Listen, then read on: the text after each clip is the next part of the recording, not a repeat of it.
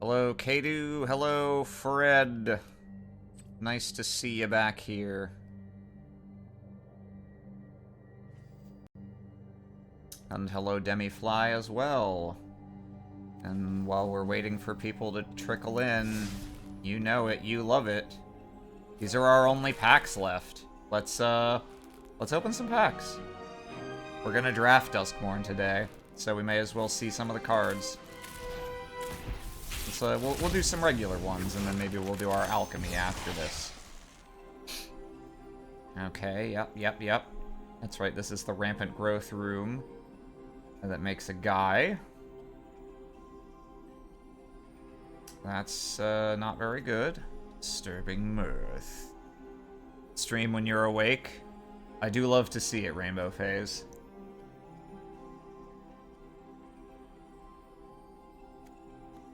Glimmer light. Okay. Zillion and Scimitar brings a guy. Brood Spinner. I love his googly eyes. Duskmourn seems cool.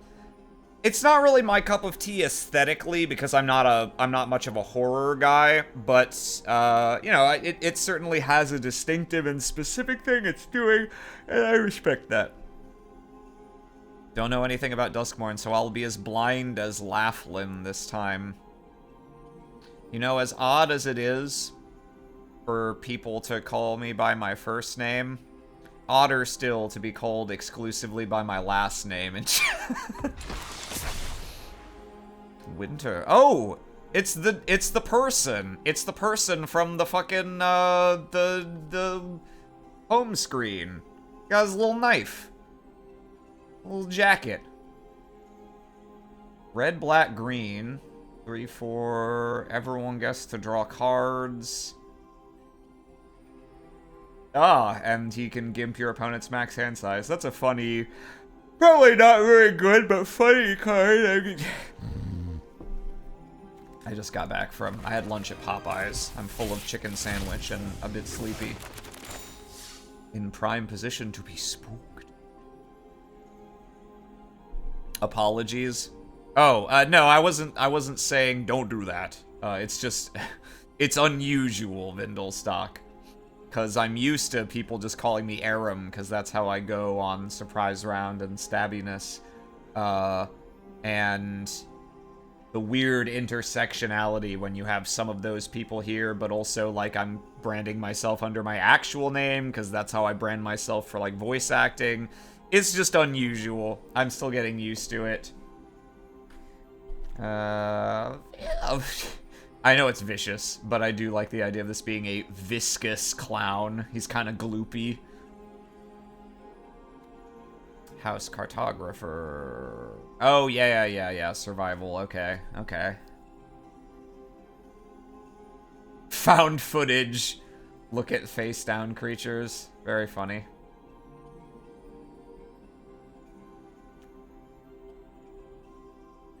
Fear of being hunted. Oh, okay, yeah.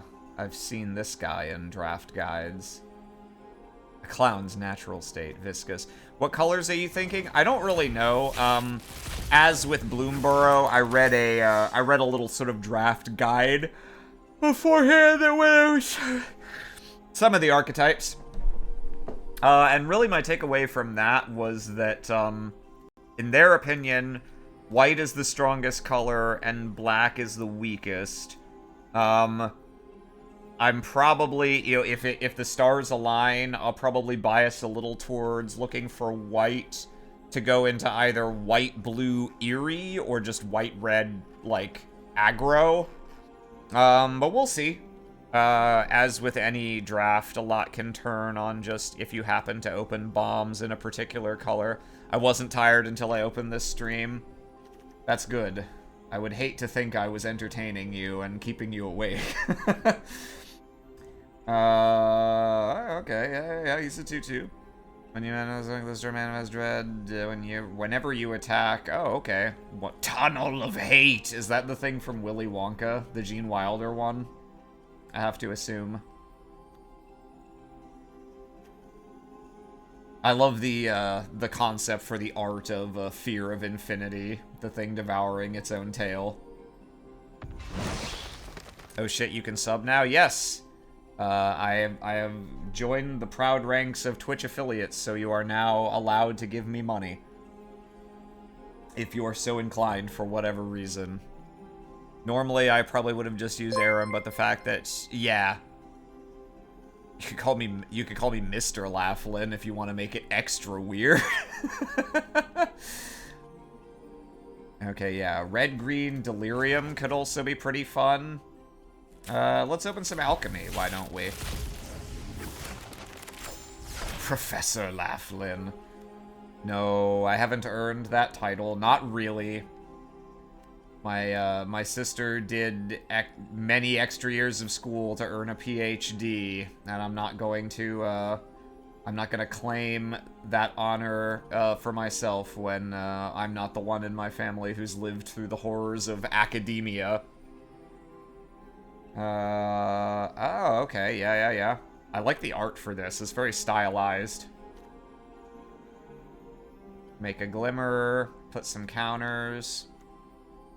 Oh, here's an alchemy. Discard a card if you do seek 2 cards that don't share a card type. Oh, okay. Nice, so 9 times out of 10, this is discard a land, straight seek 2 non-lands. That's pretty good. Glimmer Hoarder. Draft a card from Glimmer Hoarder's spellbook. To draft from a spellbook, select one of 3 random cards from this card's spellbook to add to your hand. Oh, of 3 okay, so the spellbook is all 9 of these. And then it offers you 3 and you pick 1. Beginning of your second main phase, if it's tapped, loses and it becomes an enchantment. Neat. Very neat. Mount Laughlin. That reminds... Many years ago, I was playing what was basically online Pictionary with friends. And I don't remember what the category was. I want to say it was, like, songs. And they were all, like, songs none of us had ever heard of. So we were having terrible rate of success in actually guessing. And I was trying to draw... What it gave me was Mr. Moon.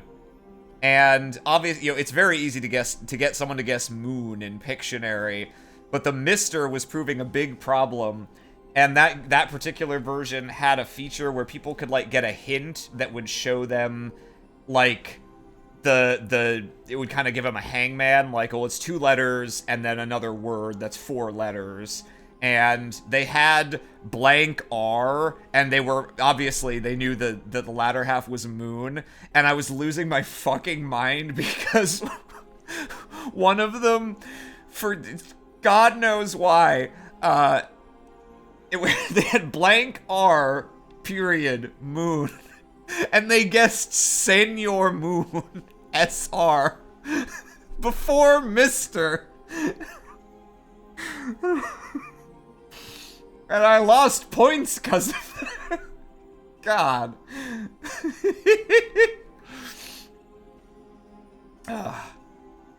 So you can call me Senor Laughlin if you prefer. Yeah, Senor Moon. I don't know why I'm even doing these. I'm not even, like, reading these cards. This is doing absolutely nothing to prepare me for the draft to come. Let's just look at rares, why don't we? Crude Abattoir. Shock a creature.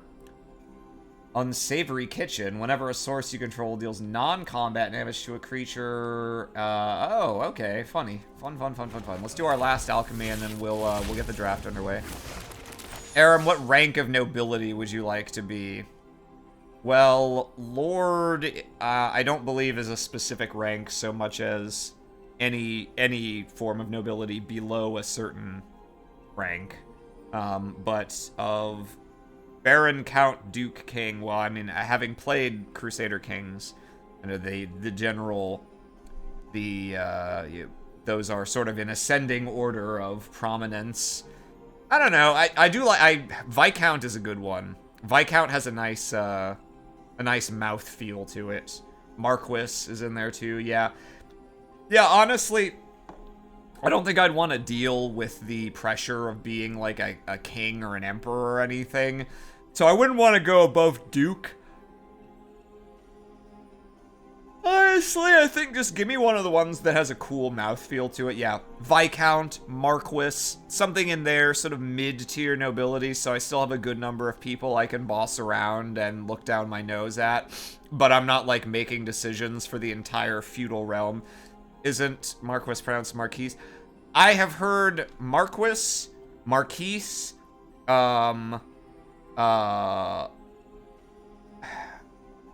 I've heard the second syllable pronounced in at least like 3 different ways. And I don't know if it's one of them's right and just a lot of people say it wrong, or if it's different pronunciations for different like cultures kind of way, because a lot of languages have something that's kind of similar to that. But yeah, Marquis was the first way I heard it, even though when I saw it written down and had never heard it written out loud, I was saying, yeah, Marquise. I don't know. Chef Laughlin, yeah. I will be Chef Laughlin today because I'm gonna be cooking. I don't know if that's true, but I hope it will be. Welcome the darkness. Draw X cards, create an XX black demon token with flying. Your life total becomes X. You can't gain life for the rest of the game. Funny. Funny. We're gonna open one more, and we'll do the ting. Ooh, a mythic rare schmungle. Hooray. Saw. It's just, that's what it says on the tin. That's what it is. Yeah, okay, that's cool.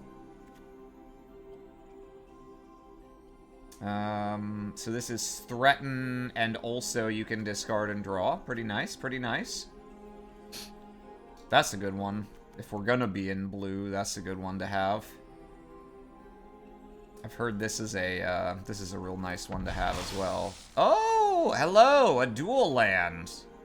Well, if we're gonna add stuff to our collection that we're very rarely gonna use, it might as well be stuff we're likely to want. So, where we stand, I have accumulated quite a bit of gold, as you can see, because I've only drafted twice. I did the Bloomborough draft on stream. I did a second Bloomborough draft off stream at some point where I started out 5-0 and was feeling very good about myself, and then lost 3 games in a row. So I still almost made back my entry fee, but that was a bit of an emotional roller coaster. I don't think this is gonna go great, because I haven't played Duskmourn before, but it's fine. I'm really just kind of using this as a money laundering scheme. My goal is I want to try and convert more gold into gems. I might. I've been looking a little bit into the economy of the set masteries, and since Foundations is not a stupid set with a horrible theme that I'll hate, you know, it's kind of just, you know, it's like a core set type of deal. I'll probably be pretty interested in that. And it does appear that if you shell out 3,400 for a mastery pass, you need to get to about 49 in order for it to pay for itself, between the gems that it gives you, the gold that it gives you, and the draft token that you get at one point. So one free draft, which is basically worth 10,000 gold or 2,000 gems. So that, you know, even discounting the packs and the extra random bullshit, you can get your gems worth of just raw currency back if you get to 49. And as you can see, I'm basically going to get to 49 for this season without having done a whole lot. I haven't really been grinding meticulously, like trying to hit. I've been trying to keep my quests. I've been trying not to waste these, but I haven't been really working overtime trying to make sure I'm always getting, you know, 4 daily wins for maximum gold and stuff. So it doesn't seem very hard to get your money back on these, but you can only buy them with gems. You can't buy them with gold. So I have contemplated I might get the mastery for Foundations if I have enough gems from having drafted that I paid for with gold. And just this draft isn't going to get me there. So, I don't know. We'll see. But for that reason, I am particularly interested in laundering gold into more gems. So that's another, even if I kind of eat shit and die today, might as well give it the old college try, right? So we're gonna do heavy quotes quick draft again. I'm gonna try and not to take nearly 2 hours to choose 40 cards this time, like I did for the on-stream Bloomborough draft, but I make no promises. And if you're still here watching me after that, then I can only assume you really like taking forever to get anything done. That just, that for whatever, maybe you use these to fall asleep. Maybe you are you've seen too many action movies lately and you want something that has the opposite of that. You want something where nothing happens. And if so, you came to the right stream. So, yeah, we're gonna go ahead and do this. I don't know if that X was a typo, or if Oz, you're saying that you ship snoring with snoring. ZZZZZ, Sleep apnea. Ah, I see. Makes sense. Okay, so we're in... our rare is Fear of Missing Out. 2/3 for 2, enters, discard, and draw. If you have Delirium, that's a pretty strong effect for closing out a game. We actually have 2 rares. We've also got this. You can give your second main phase. If this is tapped, put a permanent card. That seems pretty okay, although by the time you're at 4 mana, survival, I'm kind of like, I'm not very convinced by survival as a mechanic, in terms of, I feel like it's gonna be easy to end up in a board state where you just can't proc it, because you can't attack without your creatures dying. But I'm not sure. You need ways to tap it without just combat. Yeah, that's sort of the sense that I get. Let's see, Fear of Abduction. Exile a creature as an additional cost. When it enters, exile target creature an opponent controls. When it leaves the battlefield, they both go back to their owner's hands. Okay. Other uncommons. We've got a Savannah Lions with benefits. That's pretty good if we're committing to just, going aggro. Its survival ability is not very strong inherently, but if it manages to do it enough times, it becomes big, so that's pretty neat. Yeah, okay. Razorkin Horde Collar seems fine. Here's a survival enabler. Yeah, and it's also removal. So yeah, we've got some good stuff in our rares and uncommons, it looks like. That doesn't look like a reason to go into black. Looking. Yeah, there's like some okay stuff in the commons, but I think surely we're taking from among these. Survival is amazing with Saddle. I imagine it would be, yeah. Stops others from getting Delirium. True, if you can attack with it several times before they just trade it for a 1/1. I mean, I'm not gonna look at this and be like, Savannah Lions, what a terrible card. Only 1 toughness. Who wants that? No, like obviously this is good. I'm gonna real quick consult my guide and just see if there are any thoughts on among these like rares and uncommons, if any they particularly find under or overrated. Yeah, guide also says Kona is like neat and not very consistent. Fear of Missing Out, pretty good. This would be a great one for red-white aggro, since it's a 2/3 for 2, so it'll trade favorably for any Delirium 2/2s. I think 2/3 is going to be the god stat line in this format, I have to assume.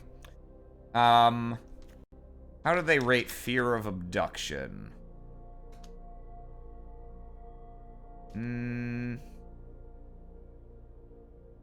Yeah, it's fine. I mean, it's a 5/5 flyer for 6 also. And then Veteran Survivor is surely great for aggro. But, I don't know if I want to first pick it, just because, like, it's a solid aggressive creature. Let's see. Fear of Abduction was pretty hard for me to get out when I did drafts. If you're doing white at all, Ethereal Armor and Sheltered by Ghosts are amazing. I'll keep that in mind. Buongiorno! Hello to you as well. It's hard to evaluate. Yeah. You know the draft guideline, bread. I don't know the acronym. Let me see if I can figure it out from context. I'm gonna guess bombs, removal,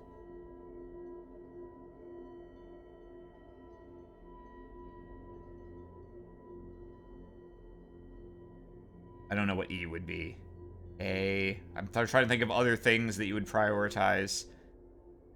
Fixing and mana can't be in there because there's no F or M. E. I'm thinking like versatility. Maybe there's another word for that that begins with one of those. Evasion. Okay, yeah. Banding. Yeah. A. Yeah, remove. Yeah, bombs, removal, evasion. A. Ass. And, dick. Do I have that right?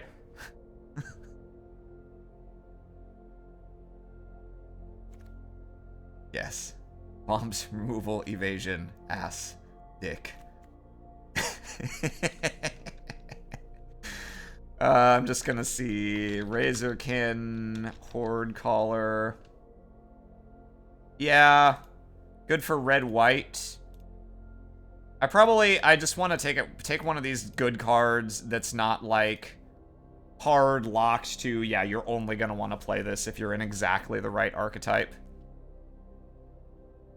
Aggression and duds. Aggression and duds. Okay.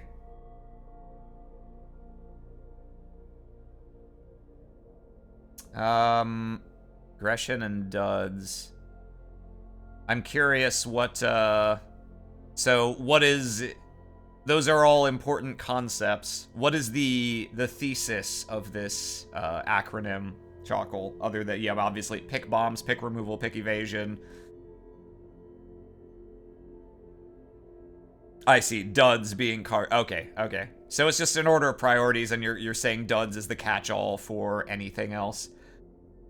Yeah. Hardcore.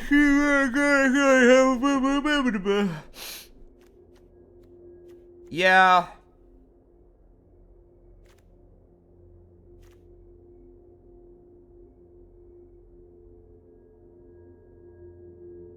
Yeah, you only untap one creature. You get the additional combat phase, but you're only untapping one creature.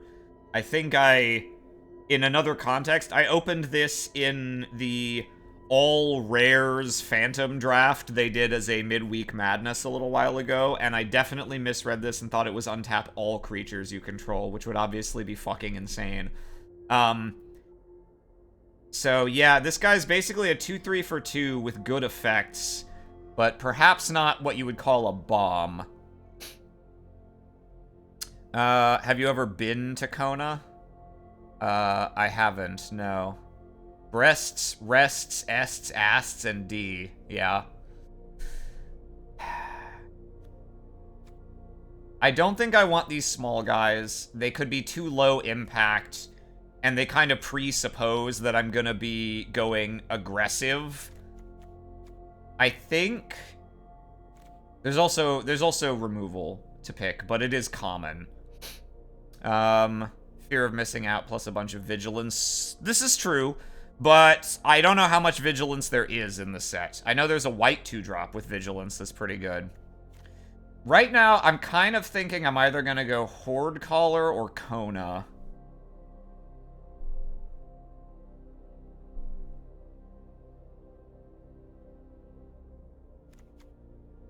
Is Kona wishful thinking?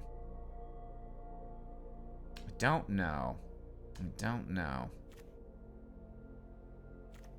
I'm probably not gonna splash for any of these. 4-3 ain't a shabby stat line. No! No, it's not, but, it's not what it used to be. It's not what it used to be in terms of, like, oh, this is worth playing just for its stats. Like, that's a good stat line in general, but Green's stat lines are all good for the most part now. FOMO is solid in any deck, and 2-drops are good to have, but removal is premium. I'd go with FOMO or Seized. I think...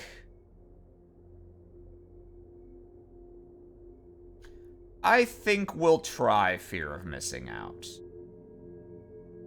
I think even if we're not in aggressive, just having a 2-3 for 2 that eventually can have an extra effect is probably going to be good, even if we're in a slower deck, because this will gum up the board and invalidate other 2 toughness, other like 2-2 range creatures that want to attack to get their survival triggers or stuff. So yeah, we'll try this. Also, it's, you know, we can rare draft. I'll add this to my collection. We'll try this. Okay, whatever was taken from this pack was the singular rare, it would appear. Popular Egotist. Another creature in the tab whenever you okay. Norin, Swift Survivalist. Can't block, 2-1 for 1. Whenever a creature you control becomes blocked, you may exile it and replay it. That's kind of funny. That's not a survival enabler, unfortunately. It lets you save something you attacked with. Norin the Wary. I think it is a reference to that. It surely must be. Here's, yep, removal. Gremlin Tamer. Here's your fucking white-blue Eerie support. Big time.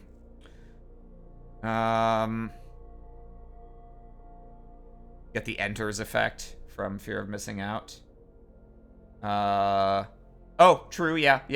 It does let you reset your ETBs. Gremlin Tamer is probably one of the strongest reasons to play White-Blue Eerie, which I have heard is one of the stronger archetypes. Obviously, it doesn't really combine with FOMO as a first pick, but, like, this is pretty fucking good on its own. Let's see. That's not bad if we're in aggressive Delirium, but I don't think this is anything we need to second pick. Likewise, this is a pretty good enabler for, survival. Yeah, no, there's some good red in this pack. So I think it's really, FOMO is an enchantment. Yeah, no, I'm not saying it doesn't have any synergy with FOMO. I'm saying we're probably not playing both of these because one is white-blue and one is red. So it'd be in 3 colors right off the bat, and FOMO is still playable later in the game, but I don't know if I would splash for it. If we go white-blue Eerie, we're probably not going to also be playing FOMO in that deck, unless we somehow end up with really good mana fixing.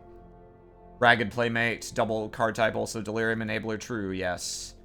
Yeah, I think this is really, do we just take another red card? Or do we take this and see if we want to go into white-blue Eerie, because this is probably one of its stronger payoffs.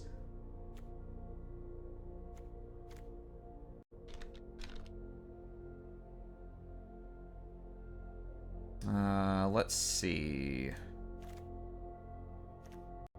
Just again, checking some card ratings. Yeah, Gremlin Tamer. Definitely one of the strongest reasons to play it. Yeah, Ragged Playmate, Vicious Clown. Yeah, red, you'd probably want to pair with white or green if we just go that route.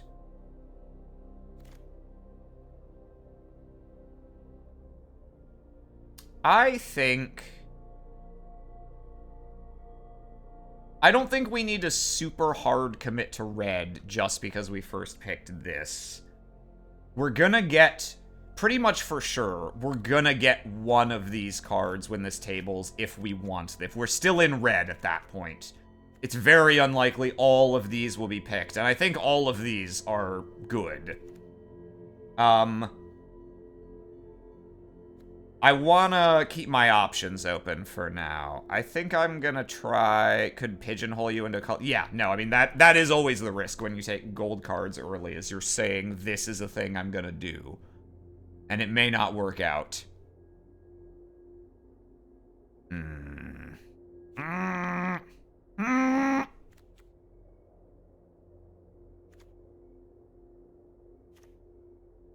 Yeah, it's really just, do we wanna try to force an aggressive red deck off of this? Doesn't necessarily have to be aggressive, but do we want to force red off of this? Or do we... I mean, I suppose if I'm taking this, I am declaring that I'm effectively going to try and force white-blue Eerie. Pick the Tamer, my lord. Well, when you dress me by my title, it certainly does incline me to heed your advice.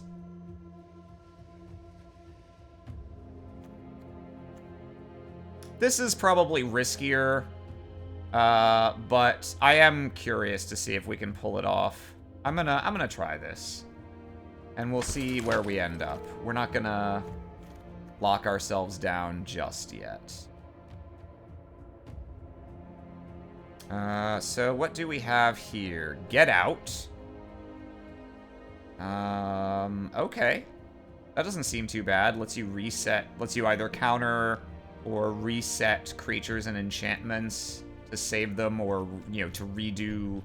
You could fully redo 2 rooms for 4 more Eerie triggers off of this, so that's pretty good.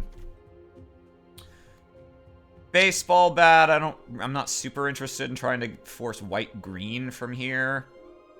That's pretty good. I've heard Glimmerburst is one of the better blue cards here. That's, like, fine, but I don't think we third pick this.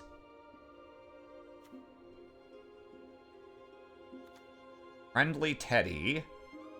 That's filler. Removal, but I'm not super keen to go into black. I think... Yeah, this doesn't have flash. Like, this is still fine. But I think we probably take...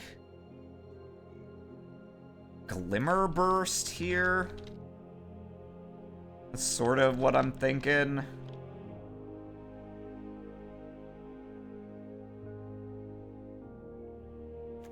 This is...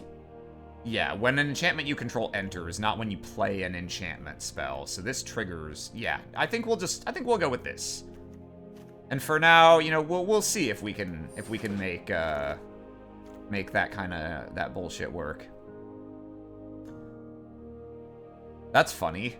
Counter target spell its controller manifests dread.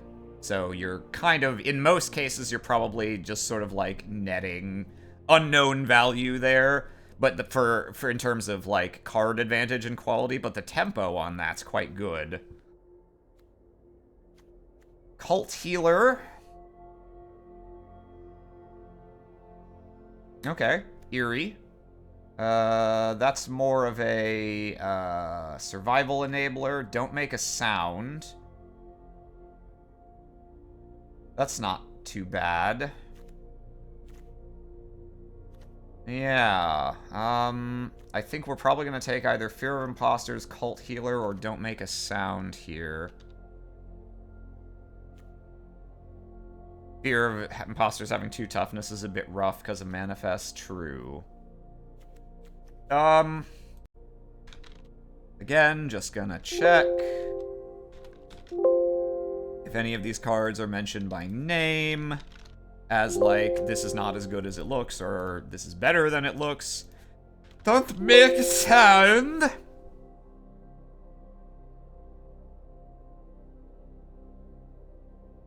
Yeah, okay. How about, let's see. How about we go with...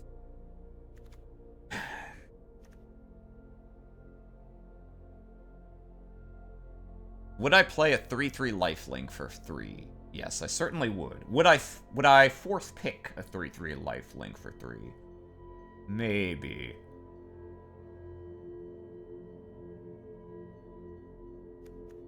I think we'll go Fear of Imposters. Even though the double blue is a little spooky. Exercise. Exile target enchantment, artifact, or creature with power 4 or greater. That's pretty good. Fear of Immobility. Not too bad. That's probably filler. Here's our land if we want to splash red for FOMO. I think we're gonna take this. Almost certainly. Whoa! Wooburg, 3/5. When it enters, reveal the top 7, put all the enchantments into your hand, lock or unlock a door of target room you control. Very funny. Very funny. Can't imagine we're gonna play that. This is very funny if we have Manifest for it. That's not too bad. That immediately gives you an eerie trigger. That's really Malevolent Chandelier. Very funny, very funny. Marina is very strong, and it's early enough you can build around. I don't know if I want to try that. That sounds very scary. And we haven't taken any green. So we have no mana fixing right now. We're not already in a color that makes it likely we're gonna... That's very funny. I don't think I am feeling quite that saucy at this exact moment. This, we really want Manifest. If we manifest this, it's like fucking game over. But the Surveyor has more synergy with what we're doing, so I think we're probably gonna do this. Savior of the Small, 3/4 for 4. Survival, yeah, okay. That's like a fine card. It doesn't really have any synergy with what we're doing. That's pretty bad.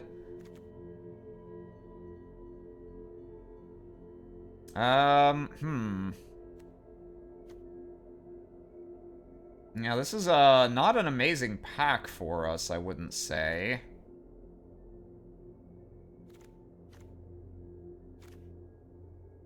I guess 4 toughness does make it easier to get survival to happen compared to all the, like, 1 and 2 toughness creatures with survival. This is an enchantment creature, but its stats for what you're getting are pretty fucking lame. Any likelihood that we would splash red for this? Well, we're probably never gonna make Tunnel of Hate if we're splashing. We could just take Give Into Violence. That's a neat combat trick if we end up in black, in spite of our best efforts. We could probably take this. It is an enchantment creature. But I don't think this is very good with all the 2-power manifests going on. I think I'm probably just gonna take the Savior here. It's not, like, very synergistic, but it's definitely playable. Friendly Ghost. Another one of those. Piranha Fly.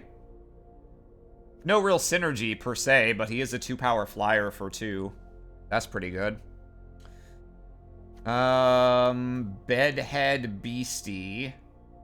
Does have mountain cycling for the splash. Yeah, but if we're never gonna play this as itself, then we really might as well just play a mountain in his place. Otherwise, it's just a mountain with extra steps involved. I think we just take a good flying creature here. Okay, let's see. Back around to our first pick. There's no reason to think we're going to be in green, but this is a good removal spell. We're not splashing for that. We're not splashing for that. Yeah, Yeah, none of these really look amazing. I guess I'll just take this. If we open a green bomb and change colors as a result, then this is more likely to be something I would play. I don't think I want to play this. Yeah, no. I think I'd feel a little sad if I ended up having to play this. Really, the only reason to play it is for survival support. The cantrip is fine, I guess. It's not like nothing. It's basically just you play this so that you're playing 39 cards. Cantrip is the worst common in the set, says Anti-Time. We've got opinions occurring. Does it spark joy? To me, the reason to play this would be if we end up with perhaps a small handful of white creatures with survival. It lets us get one. But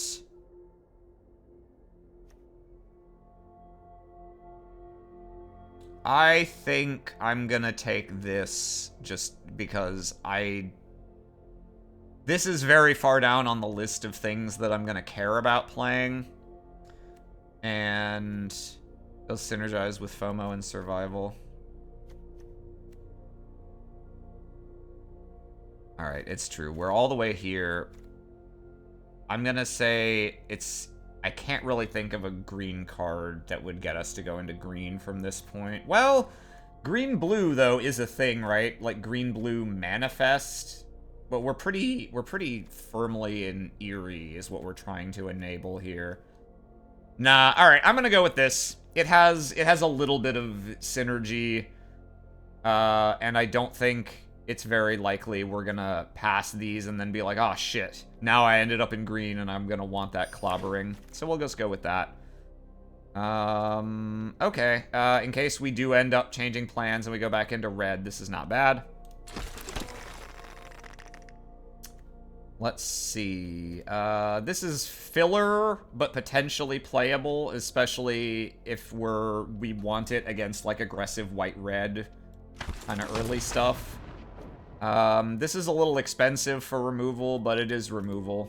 And it's delirium support, so we'll try that. Sure, man. And a swamp. Okay. So we're really looking for more payoffs for Eerie is like our first priority now. The Tale of Tamio. Mill 2 cards. If 2 cards that share a card type were milled this way, draw a card and repeat this process. Not bad. You're hoping to hit 2 lands or 2 creatures or 2 enchantments, realistically, are the ways you're going to hit that. And when you get to 4, exile any number of target instant sorcery or Tamio planeswalker cards from your graveyard, copy them, you may cast them as a I mean, you then need a lot of... Yeah, I mean, it seems like the main reason to do this is if you're trying to set up Delirium and you can chain just 1 or 2 extra mills, this probably gives you Delirium, like, immediately, but, doesn't do a lot, and it's not even guaranteed to replace itself. So I don't think we're probably first picking that.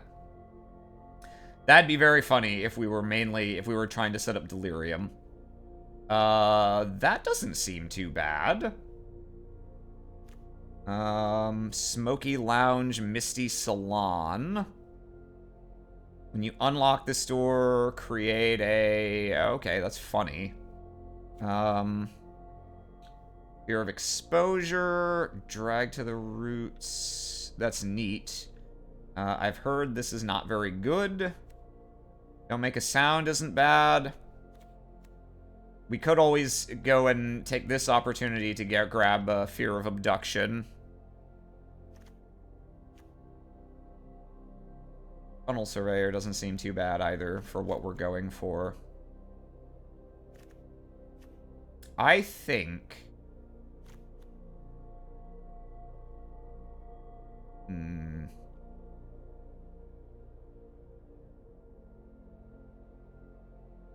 Are we gonna get cock-blocked by not having a creature in play for this, is kind of the concern.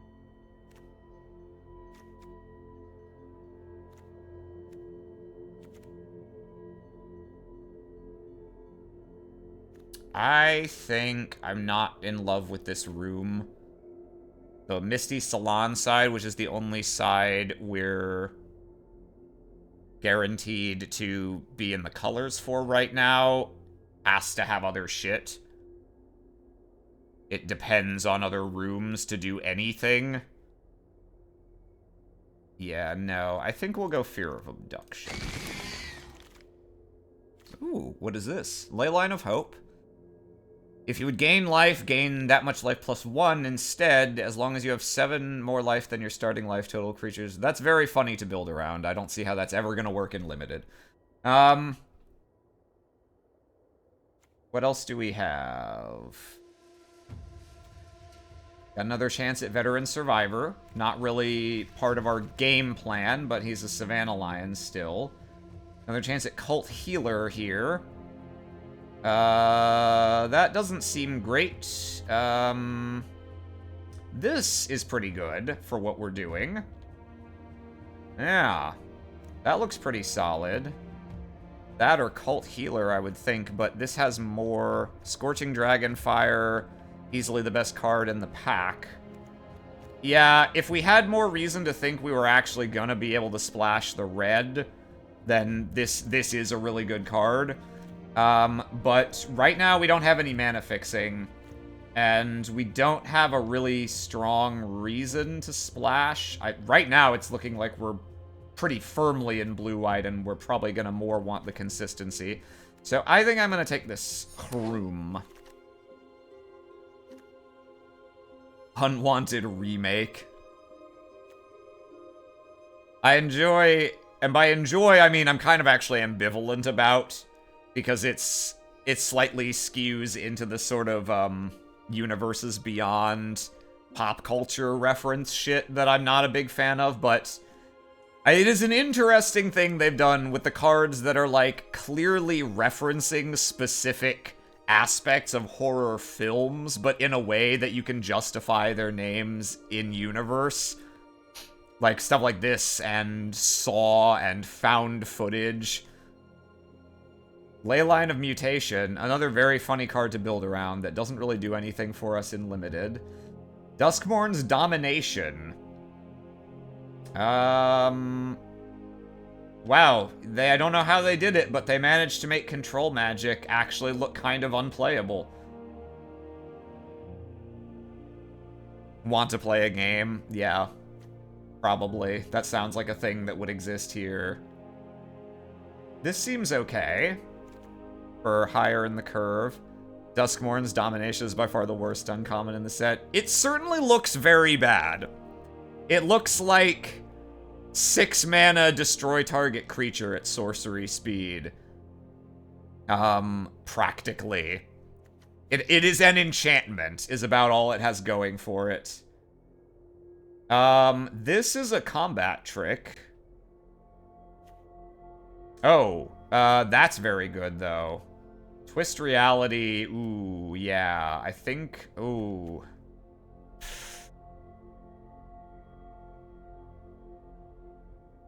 This gets rid of, like, crazy powerful bombs that at least don't have Shroud and can be destroyed.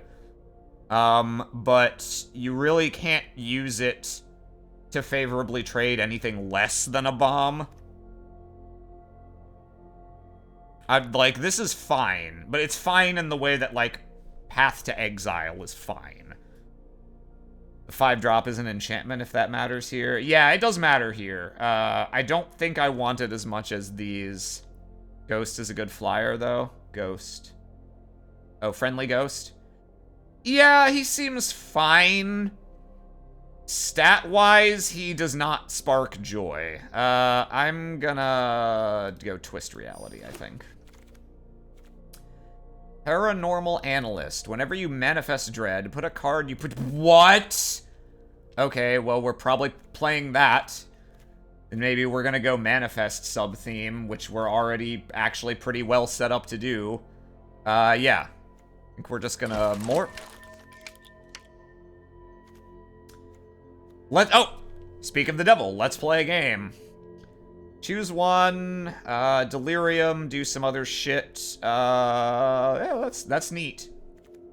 Another Tunnel Surveyor, probably? Yeah. I think so. Veteran Survivor again. Ghostly Keybearer. 3/3 flying for 4. Pretty good on spec. When it deals combat damage to a player, unlock a locked door of up to 1 target room you control. Occasionally, that will save me some smungus. Fear of Lost Teeth. Ugh. Just straight up Manifest Dread.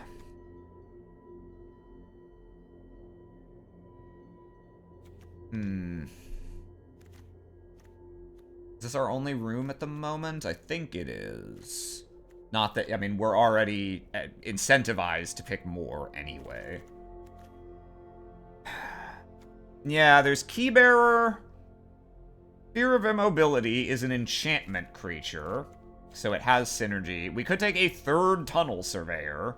It is 3 power worth of creatures for 3.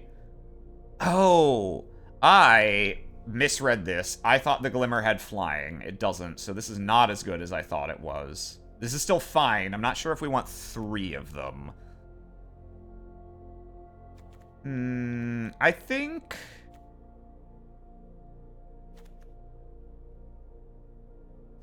we'll go for this for the evasion. Fear of Immobility is fine. I would not be unhappy to have that.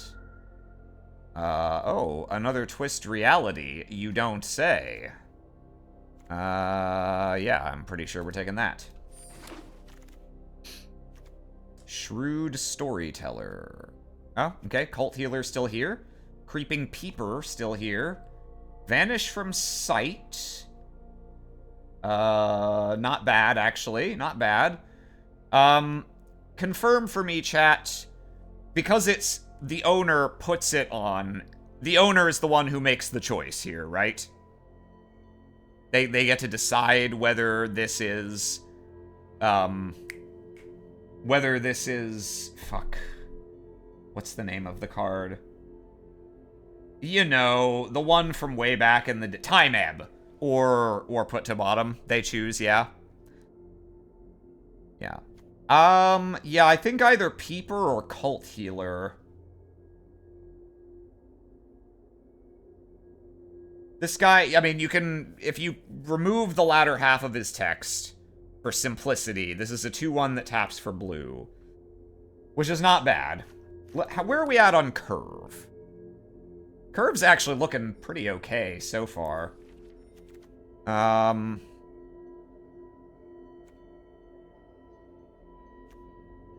We've got 4 2-drops already, not counting FOMO. We've got plenty to do on turn 3, yeah, so...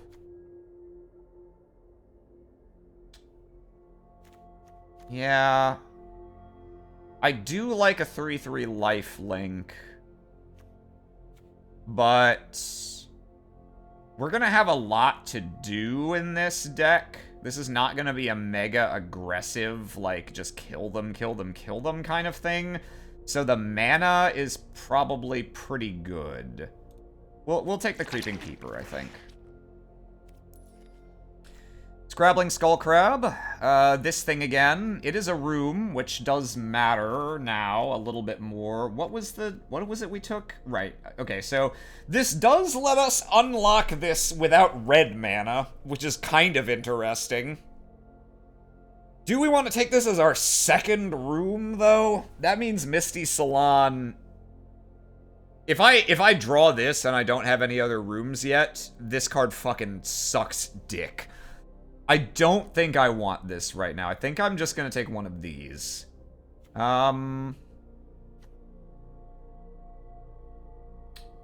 I just take a second Peeper? Do I want Don't Make a Sound? I mean, counter magic is essentially removal as long as you don't draw it too late. Crab is okay to stop early aggression, I suppose. But I don't think I'm going to be very happy about playing a 0-3 for... about playing a Wall of Wood. And I'm not very heavy on Delirium, so milling myself for 2 doesn't do a lot. How much counter magic do we have? We have 2 Twist Reality.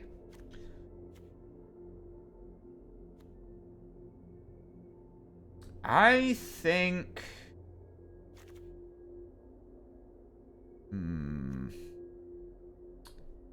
I think I am gonna... We have 3. The 2 Twists and the Fear of Imposters. 3 what? Oh, yeah, Fear of Imposters also. Yeah. True, true. I suppose you could argue that there comes a point where we don't want more, but... This is never gonna be dead. Because if I draw this late enough in the game that they can afford to pay 2, it's still Surveil. It's not great because you're not actually replacing the card, but it's not worthless. I guess it's really just, do I want to, like, always curve out with a turn 2 Creeping Peeper?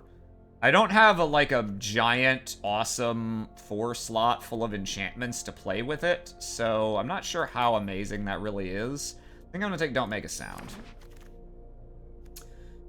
Alright, we get another bite at the Cult Healer apple, which is almost certainly what I will be doing, because I don't think this guy is particularly good, so we'll take that. Oh! And Unwanted Remake tabled. Do we take this? It's still, I mean... Or an island, yeah. Grab the prize! Friendly Ghost is Evasion. But it's not very good. It's not, and you don't want to slap it down on turn. This is more of a, I'm an aggressive curve deck, and 4 is the top of my curve, and I want to get 2 extra damage out of this, and then have a flyer to try and close out the game with Evasion. Grab the Prize is very good in a deck that isn't this one, yeah. I think I'm gonna take Unwanted Remake here. I mean, I guess, sure. In case we're really hard up for stuff. This is not very good, but... Which of these is... Am I gonna play either of these? Hopefully not. We're building... Yeah, no, that's pretty bad. Ugh. Okay, here's a guy. Is this worth splashing green for? He has a 4/4 for 4. I mean,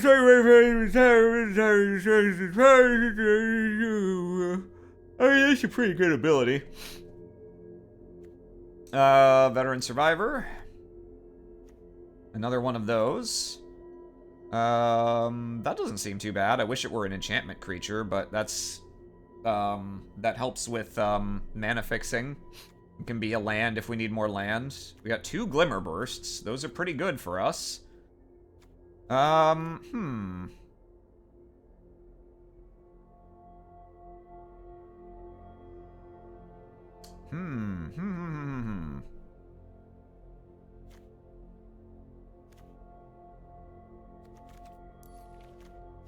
What do we need from where we are? Well, we could use more Eerie, TBH.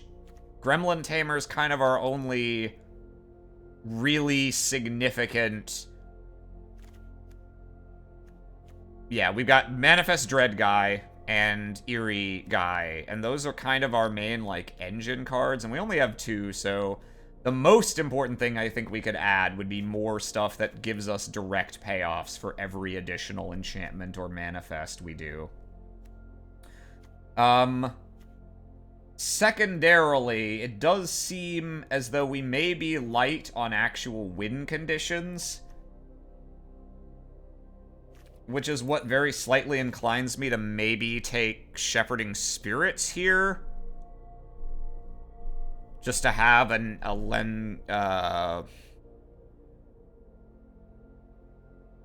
a late game thing to do. You know, something that we're actually drawing to with our extra advantage and such. Glimmer Burst is never going to be bad. It triggers Eerie and replaces itself and makes a guy. So, like, that's pretty good. Spirits not being an enchantment does legitimately make it harder to kill in this set. That is fair.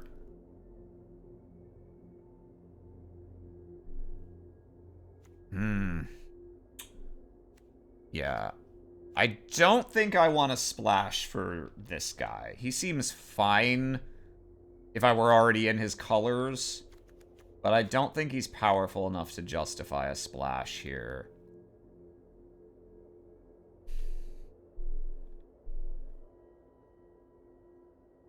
Hit the 1 hour mark? Fuck. Well, we're already on this pack, so hopefully it will take less than another 50 minutes to get through this singular pack. I think I'm not likely to see these again. Unless you hold up mana for counter magic, and if you don't need it, you can draw. That's a fair point.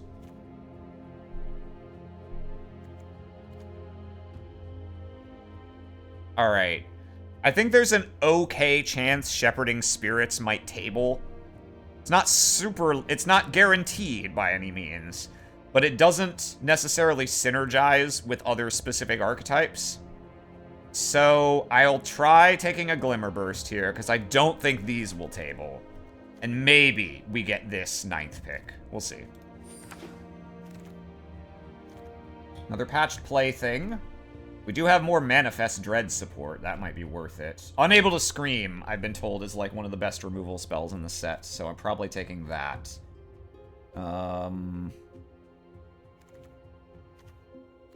Yeah, we're gonna take that. Savior of the Small again. Fear of Failed Tests. Well, that does give us a payoff for that, Enter the Enigma. Another Unable to Scream. Oops, yeah, we're probably taking that, actually. That's also an enchantment. Emerge from the Cocoon is neat, but we actually don't have a lot of huge creatures. Yeah, we're just gonna take that. Let's play a game. Piggy Bank. That's funny. That's neat, but there's obviously no way we can play that. I think we're gonna take a 3rd Glimmer Burst here. 2 more Emerge from the Cocoon. And don't make a sound? Probably, right? Because Emerge from the Cocoon is, like, good pretty much only with Fear of Abduction right now. Like, it's not bad with other things, but, like, we don't have a lot of extra value we're getting off the fact that we get to skip paying for it. So we'll try a second Don't Make a Sound. Okay, we have another shot at this. I don't think we need a 3rd twist oh, okay, yeah, we'll just take this removal, I'm pretty sure. Yeah. Yeah. So, this might actually be pretty good. It is a Bone Splitter. And it helps me later on in the game getting rid of extra lands and shit to just draw more cards that do stuff. I don't think we need to splash or... That's not a terrible... I mean, that is a room. Yeah, there's some decent stuff, but not enough to... Yeah, we're just gonna take this, I think. Oh, another ghostly key bearer. Fear of Infinity. Flying lifelink can't block. Oh. Oh, if only we were already in black. Oops, I just realized my microphone's way the fuck over here, so you've been getting quiet Aram the whole time. Dual land if we want to... This does help if we actually want to splash FOMO. Huh. It does help. We have no mana fixing of any sort. We have card draw, which does help in that regard. How easily can we make Delirium? Well, we've got enchantments and creatures on lock, for sure. We've got a good number of instants. So I think the real trick is gonna be, can we get a land or an artifact or a sorcery into our graveyard if we want to actually activate Delirium? Do we have card, or do we have anything that lets us discard?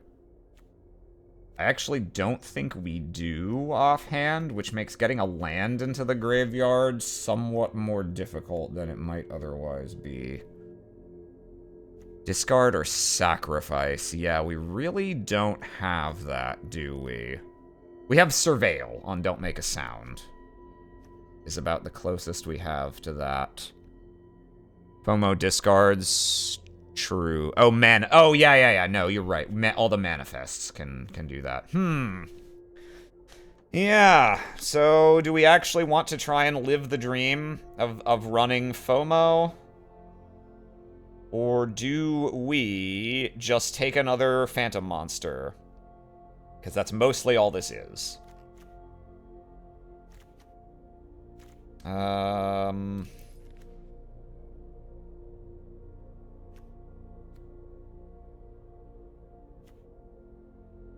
Our 4, we've got up to 3 Glimmer Bursts. I'm actually, well, we can't tap our mana creature to pay for a Glimmer Burst, unfortunately. But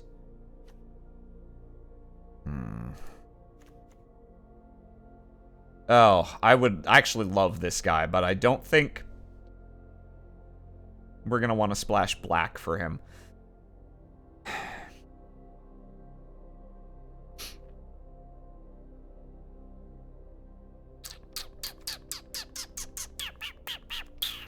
Yeah, it's really, do we want another creature that just hits people and is a creature? Do we want to try and live the FOMO dream?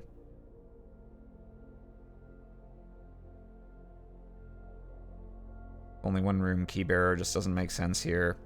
I might be overvaluing Phantom Monster stats, but Phantom Monster stats are still fairly appealing to me just on spec of I'm going to attack you and kill you.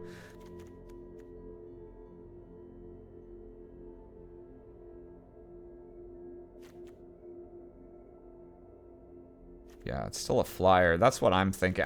Right now, my biggest concern is I think we're light on cards that actually get us toward winning the game. We can make a lot of glimmers, but they are 1/1s with no evasion. We can get advantage off of our guys, including making other 1/1s with no evasion. FOMO is very cool if we can make him work. But again, we don't actually have a lot of big creatures that we can untap and be like, wow, pretty much the dream for him right now is we untap our Fear of Abduction and hit with it twice in a turn, which obviously is cool. But if we had like 3 big bungus flyers, FOMO would be a lot more powerful. As it is, given that it doesn't get part of its strength, which is being a 2/3 for 2, and having great early ability to trade with stuff and invalidate manifests, I don't think no, I'm just gonna take a Phantom Monster, I think. It's boring, I acknowledge, but I think it's better for us. And this guy did indeed table, and I'm pretty sure I'm taking him. Yeah. Third, wow, we're straight up playing blue-white counter magic control. Yeah, we're not splashing any of those. Okay. We could take an Emerge from the Cocoon. We have 2 large flyers to go with that, and we have some mid-rangey flyers that aren't bad to recur either. Friendly Ghost is pretty fucking lame. I don't think I'm gonna want to play him if I've got 2 3-power flyers for 4.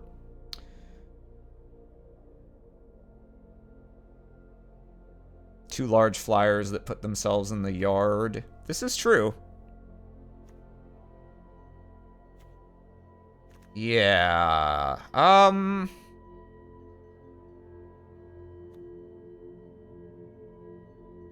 I think I'm gonna take this. I don't know if I'm gonna play it, but if I decide I need more upper echelon. Here's another, I'm not gonna play 2 Enter the Enigma. Sure, we'll take that. Sure. And, wow, it actually wasn't a basic land. Alright.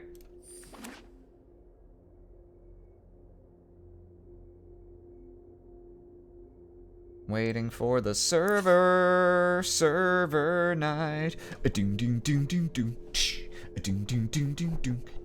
A doom doom doom doom doom. Okay. Let's see what we're working with. Luckily, this time we don't really have to agonize over what colors we're playing. And I don't think we're splashing red. Yeah, I don't think... Wow, they've really downcosted deflection over the years, haven't they? This, for 2 mana, is a more powerful effect than Shunt or Deflection, because it can also target abilities. I'm honestly kind of surprised that went last pick. This doesn't seem too bad. I suppose this is not the artifact set. And I guess they just think the Deflection's not strong enough on its own. But yeah, I don't think we're going to splash for FOMO in all likelihood. But let's see where we stand. If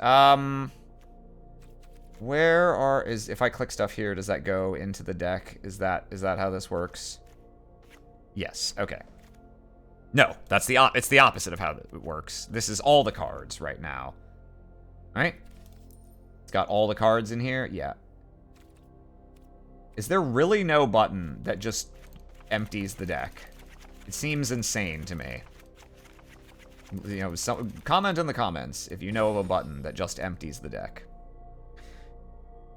Shame to see rooms not quite come together. Yeah, I would have liked to see more. But we've got some pretty decent synergy. It would have been nice if we had more payoffs for Eerie and Manifest, I think is the main thing that concerns me. But we have a lot of counter magic and removal. And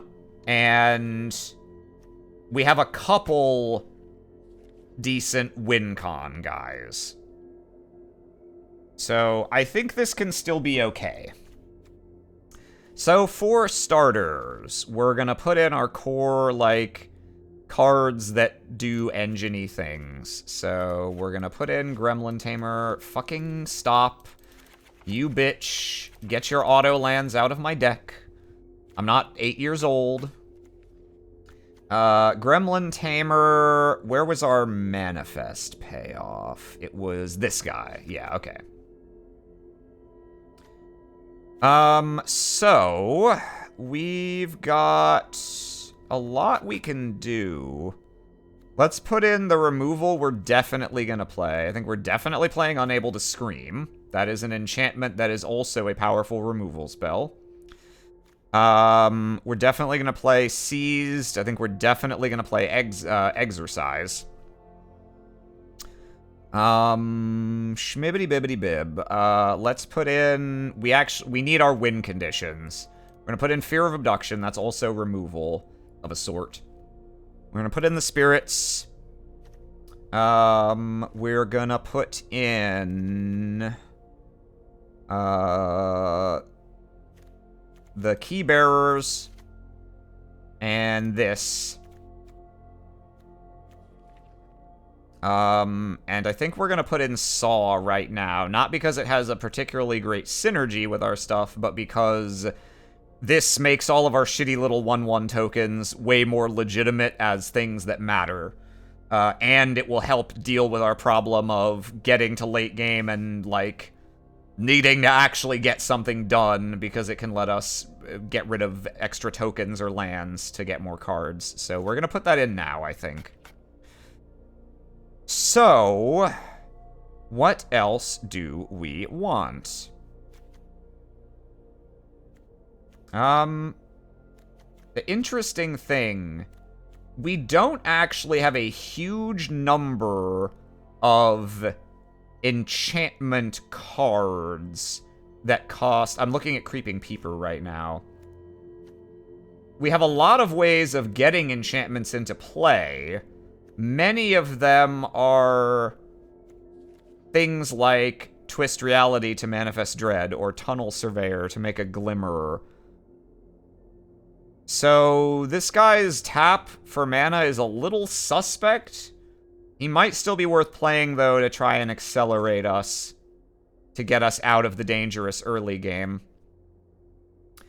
The Manifest isn't an enchantment. Ah, fuck. You are correct. I actually just completely forgot that that was the case. Okay, yeah, this isn't great then. Piranha Fly. You are a win condition and a good creature on curve. Yeah, we're gonna try and fill out our curve and creatures now, I think. Let's... Yeah, I mean, I think this is probably gonna be...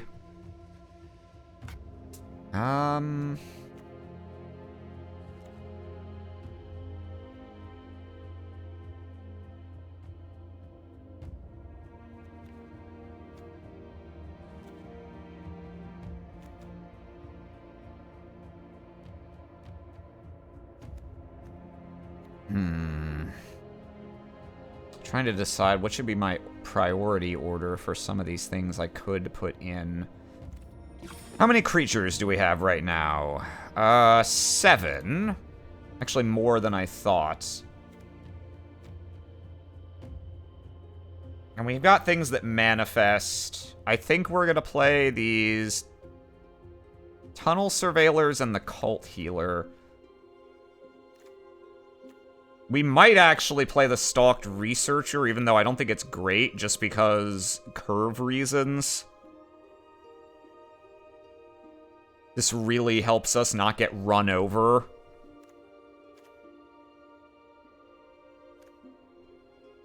Erratic Apparition...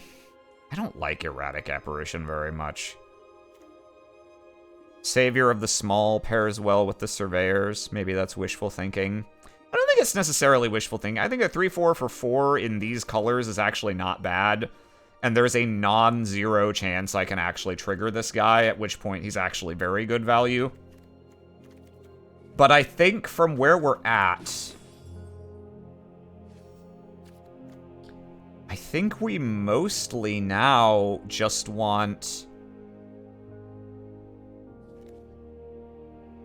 like the Glimmer Bursts and Counter Magic. Counter Magic is kind of our early game plan for the most part. We're not gonna play all of them because there's too many. That would leave me too few cards that can affect the board that's already there, I think.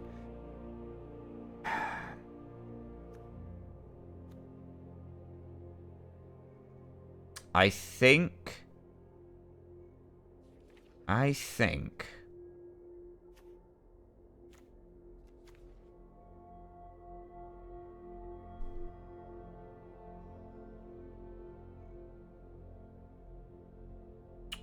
Let's go with...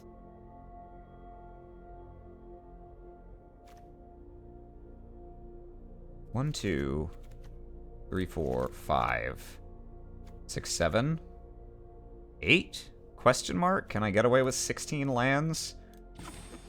Or do I want 17?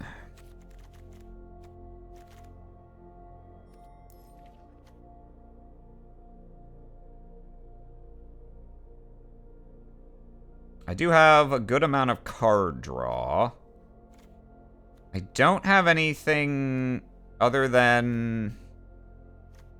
don't make a sound can surveil, but I don't want to really play this just to surveil. If I play it early, it's going to be to counter a spell. I think... Yeah, I guess we got Underwater Tunnel to surveil at the beginning of the game. Other than that, we don't have a lot to help ensure that we get, like, our first 4 land drops, other than the 1 plane cycle off of that.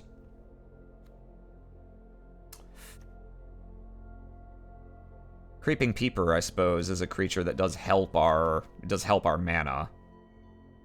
Kind of. It would be better. If we ended up with, like, a bunch of rooms, this guy would obviously be stronger than he is.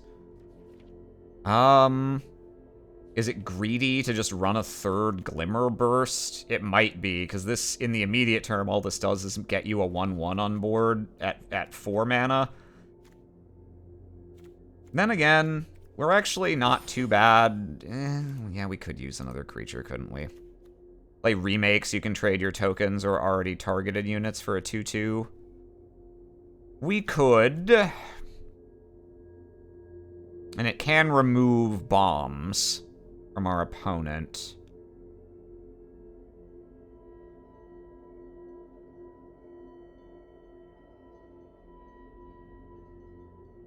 What do I need as a control deck? It's our plan for winning the game. Unfortunately, we don't have amazing payoffs for Eerie. We never saw, like, another Gremlin Tamer or anything.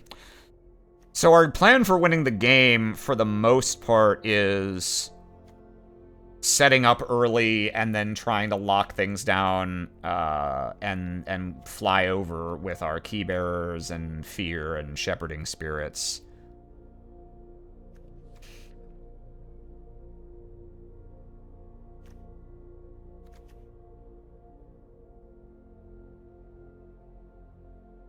I'm not sure if we need it.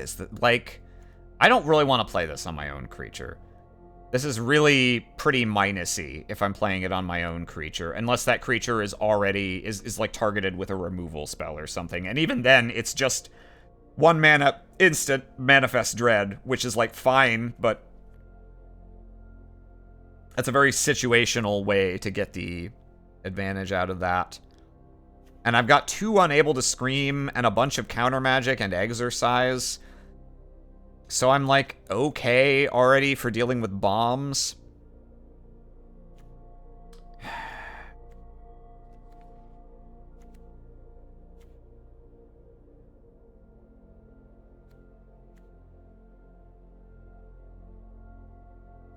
Ugh. Yeah, no. I really wish you know what I could use? I could use those fucking guys from Bloomborough, the 3/4 flyings for 5 that put a +1/+1 counter on something else. I would love those as the top of my curve here. I think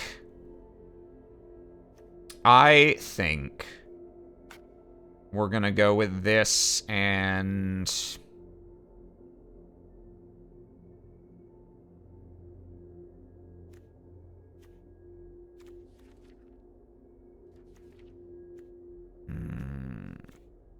we'll go with this.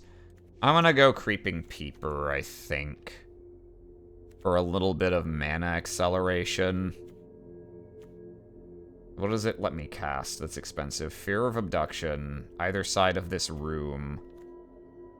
Fear of Imposter. Actually, no, not very much. Never mind. That's not gonna be very good mana acceleration. I think I might play this guy, even though I don't think he's amazing, just because he's kind of where I want a thing in my curve. And he's got a body with stats that kind of matters. And then I'm at 16 lands then. No, alright. We're just gonna play 17 lands. We'll just go for consistency, and we'll see if we'll see how it's going. We'll see if we're really lacking in juice or whatever. We are more blue than white, it would appear. Yes, by quite a significant margin. That being said, we do need white. We do want it early for Exorcise and Cult Healer. So we're probably gonna go for a slightly even-ish split here. 17 lands, probably 7 and 10 is what we'll try. Yeah.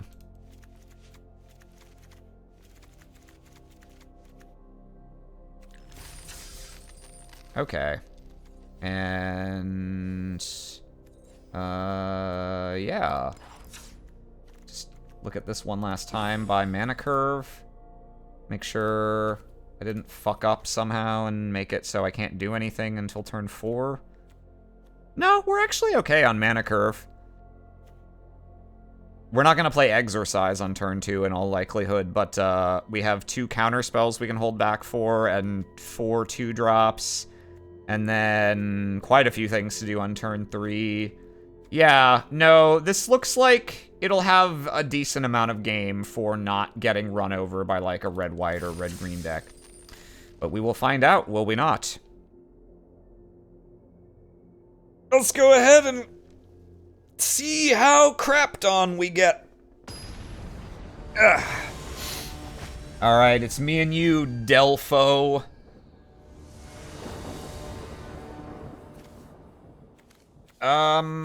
Yeah, this looks fine. You know, I think I can count on one hand the number of times I've ever seen one of my opponents take a mulligan on this. I think it's happened like once or twice out of all the games I've played. Hello.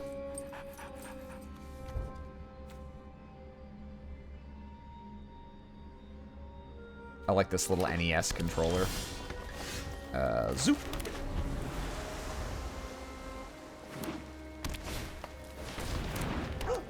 Okay. Take a little bit of early pain here, but that glimmer will trade very nicely with that. Okay, he's in green-white. Surveilled that away. Interesting. I wonder if he needs a land drop, or if he specifically needs a plains, perhaps. Okay. We're just gonna pass. Let's see if he plays something I want to counter with this. Yep, take 3.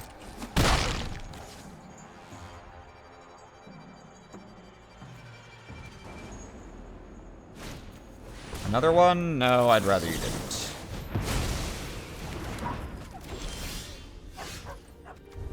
Tunnel Surveyor, go, go, go. Gleamer. It's a little rabbit. Yeah, I just have to assume he is looking for white mana at the moment. Yeah.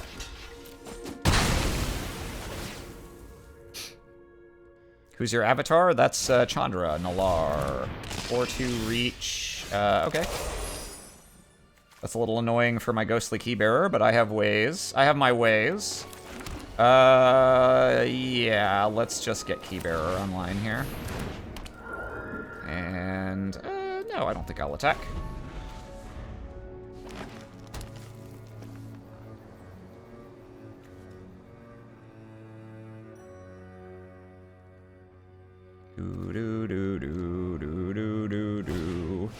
Oh! I see, you got the Kona I didn't draft, even though that's not how this works. I think we just remove both these creatures, effectively. That exiles? Yeah, so we unable to scream Kona and exorcise the long neck so he doesn't gain life off of it. Yeah.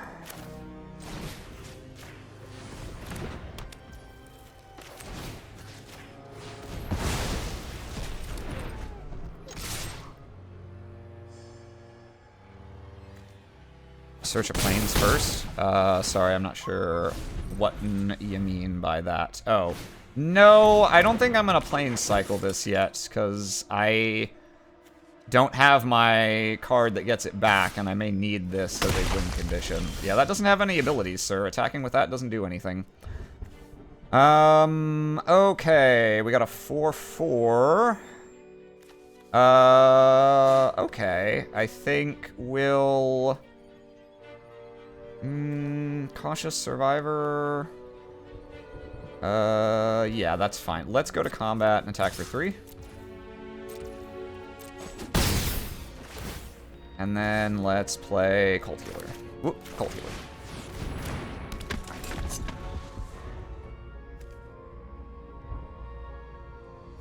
Wonder how many white cards are stuck in his hand right now. Maybe white's just a splash? I don't know. If he attacks... Oh, okay, he made it. He made it. He attacks. I don't know if I'm gonna gang block. Because I get mega owned by a removal or pump spell there. So probably I won't. Trapped in the screen, targeting Keybearer? No, Cult Healer. Okay. Yeah, that's fine. You can gain some life.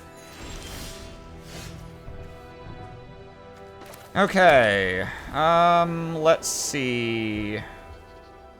I think we just get back for 5 now. Is there any reason... I don't know of any reason to wait on this. So, yeah, we're just gonna attack here. See if he... Oh, he has something at instant speed. Yeah, we'll just hold back on this. See if he, I don't know, does something to pump this or whatever, and we can get some extra value off of Seized from Slumber. But if he doesn't, we'll just kill it when he attacks. Okay.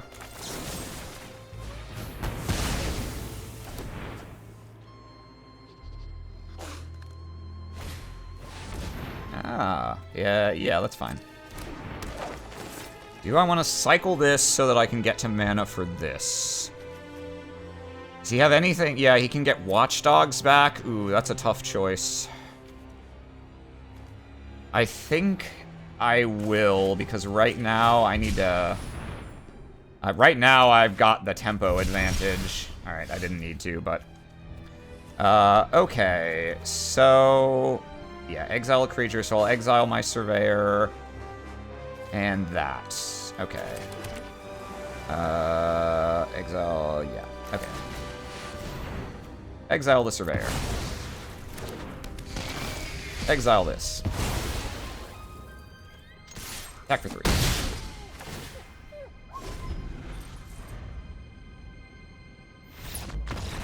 Yay! We did it! Although we were, I'm sure, very helped by my opponent not finding white mana for a while. But that goes back to, oh, you notice how my opponents never mulligan? Maybe sometimes they should. I am going to use the Bat Zoom real quick. I will be back in but a moment. Your video. Oh my god, that's not what I meant to click on. I'll put on a random YouTube video for you in the background. Won't that be interesting? Okay, see you in a second, chat.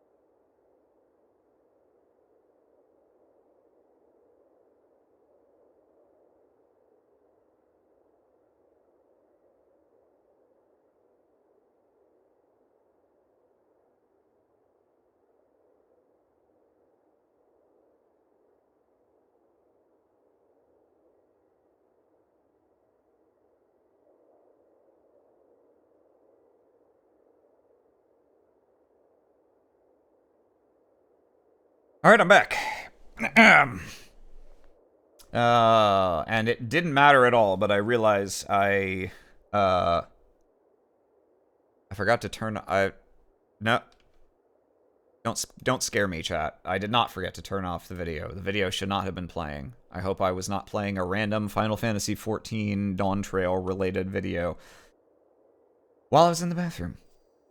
I realized it didn't really make a difference, but I did misplay slightly at the end there. I should have played the planes that he already knew I had in my hand. As it was, I played an island instead for some reason, so he knew I didn't have anything else in my hand. So if that game had continued, that would have potentially been disadvantageous for me.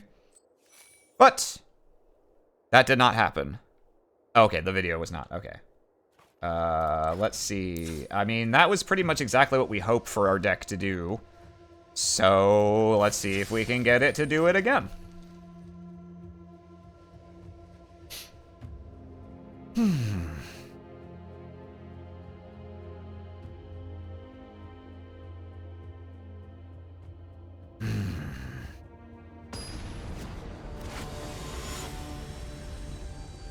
Rhysocon.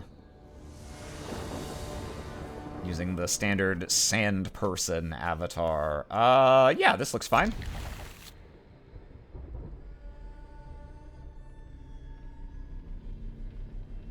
I'm gonna wait to hello until he's done checking. Did he mulligan just now? Is that why his hand went... Okay, he did. Hello, sir. Go ahead. A hello back. That's all I want. Piranha Fly, let's go. Look at this mana curve. Oh, we're in the mirror match, and he's got the most important card in the deck right off the bat. Alright, let's fly over for 2. And let's go with a Cult Healer. Would love if he did something that tapped this so I could kill it ASAP. But I probably won't be quite that lucky. Would also love if I had mana, if I drew a land to Glimmer Burst and give this lifelink and just swing in next turn. We'll see. We'll see.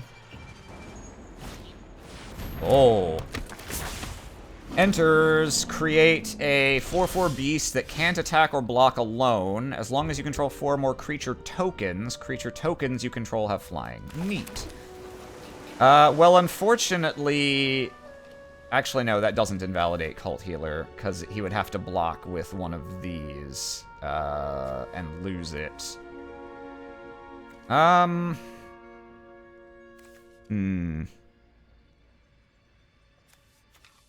I think...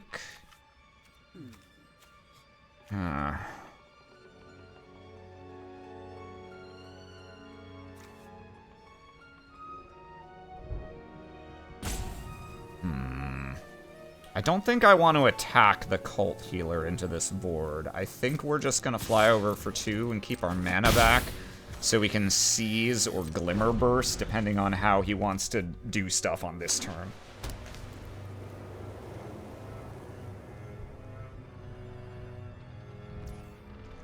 You may declare attackers, sir.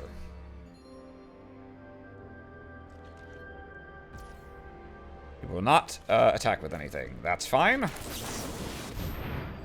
Ah, he's got some counter magic, probably. Is this okay?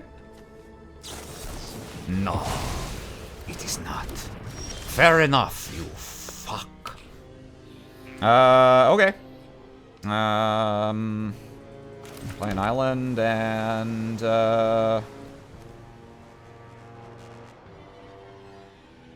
could just seize this and swing in with both, but that's probably a bit of a waste. Yeah, no, I think it's fine. We got another Glimmer Burst. Let's just see how he wants to play this.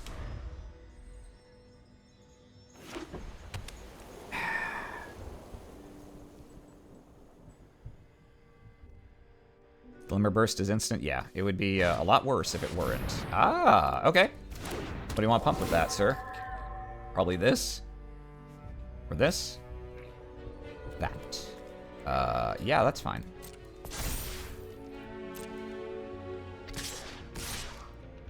And you attack with those 2. So I could Glimmer Burst, but I'm still not going to want to block anything with this, because it'll die. I think I just seize this to deny him future advantage off of it. And take the 4? Yeah. I want that out of there. No blocks. Oh, that's a good one. I can't play it yet, but that is a good one. Let's see. So this does make my Piranha Fly not so great. I think... Let's get Keybearer out here. And there's no reason to attack. Ah, Teal Chorus, enjoying the Twitch default sub-emote high that I haven't replaced yet. A man of culture, I see. Just passes. Okay. Can't attack or block alone, but doesn't have to block the same creature as something else. Yeah, unfortunately, I think I have to just pass here. If I can get Fear of Abduction, obviously the board unlocks. But with this untapped, yeah, I don't want to attack with my flyers into that. Yeah, no, unfortunately, I'll have to pass this here. Actually, he's taken some time. Okay. Got a counter spell. I got a Glimmer Burst. Creeping Peeper? That's fine. One card left. Yep. Would you like to attack with anything? No. I think I'm gonna Glimmer Burst here. Obviously, I'm passing up on the lifelink, but I kind of want the cards. Is this another counter spell? It's something that he can play at instant speed. Twist Reality. Alright. Okay, well, there's no Twist Reality for my Fear of Abduction now. Which is probably gonna hit... Could exile the token, then it would just be gone forever. Or I could exile Friendly Ghost. Yeah, I think I exile Friendly Ghost since it's his only flyer. And get rid of my own Cult Healer, because it doesn't fly. Well, I'll send this guy off for now. Get this out of here. And then fly over for 5. He's got one card. This should be pretty easy to win. Yeah, I have a counter spell in my hand, so it really shouldn't matter what he drew. Alright. Good game. He gave me a nice. I appreciate it.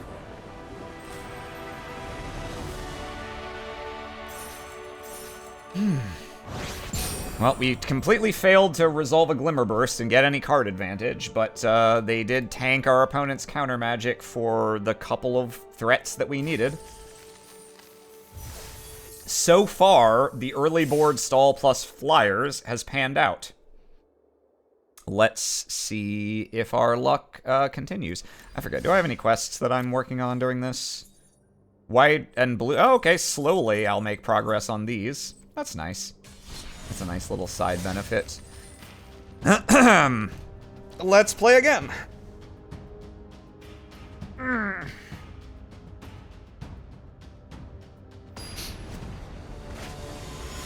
Huagard.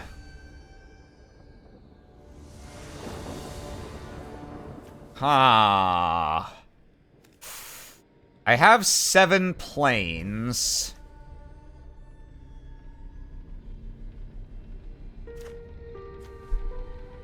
I have a removal spell to... Yeah, this is keepable. It's not great. If one of those islands were plains, this would be a perfectly fine hand.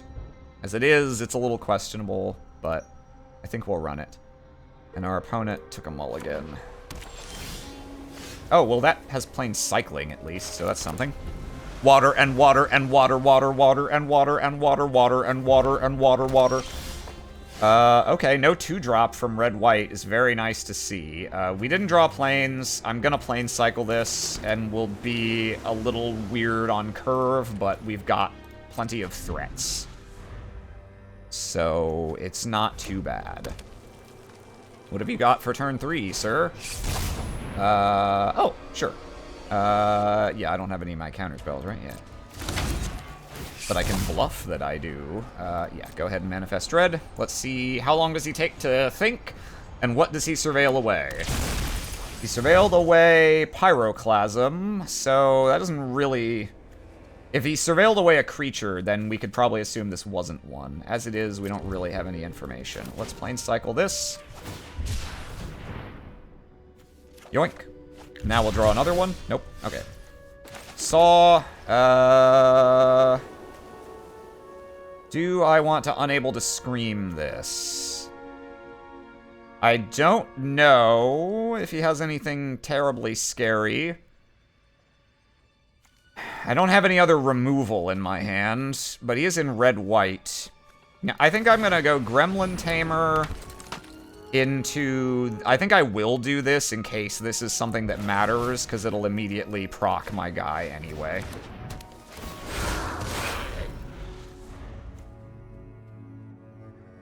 And so if this was anything cool off the Manifest Dread, then it is not anymore. It cannot be turned face up.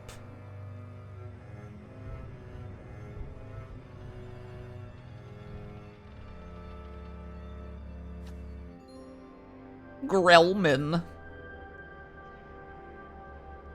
Next turn, depending on how things go, maybe we make this.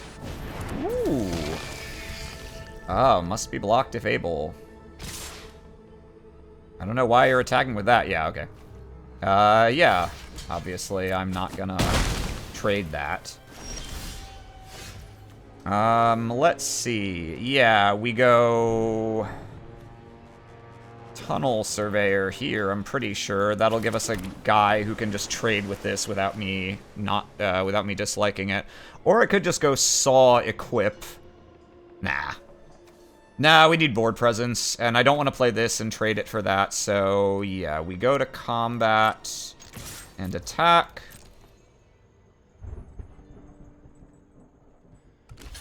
Okay, he's gonna chump. What was this? Okay. It was just a nothing, but that's okay. Tunnel Surveyor. That gives me a Glimmer and a Gremlin. A Gremler and a Gremlin.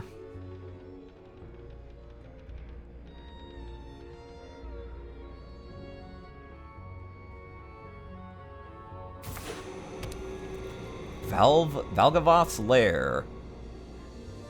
Oh, neat. Taps for black. Choose 2 target creatures. Ah, okay. And the other creature can't block this turn? Yeah, I mean, obviously I'm gonna kill that. And these guys can still block, and will have to if you attack, and that's fine with me. Sure. Do you have Delirium? Instants and sorceries only. You're about to have Enchantment and Creature, I see. Yeah, I mean, I'm gonna gang block that, of course. We'll trade.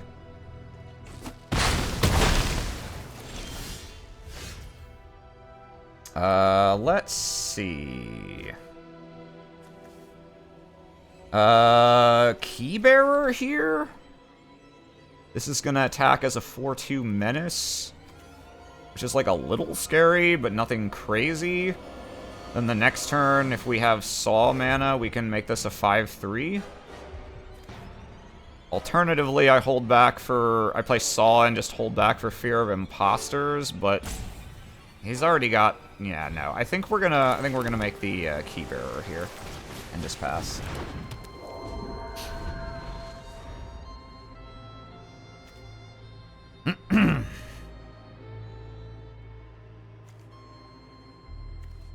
And we can probably start sacrificing lands to Saw. Sure thing. Oh yeah, what's the other half of this? Okay, yeah, that's gonna be scary eventually. Fear of Lost Teeth. Sure. Mm-hmm.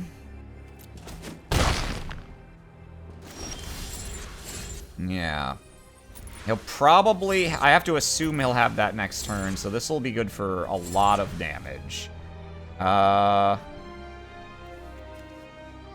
Let's...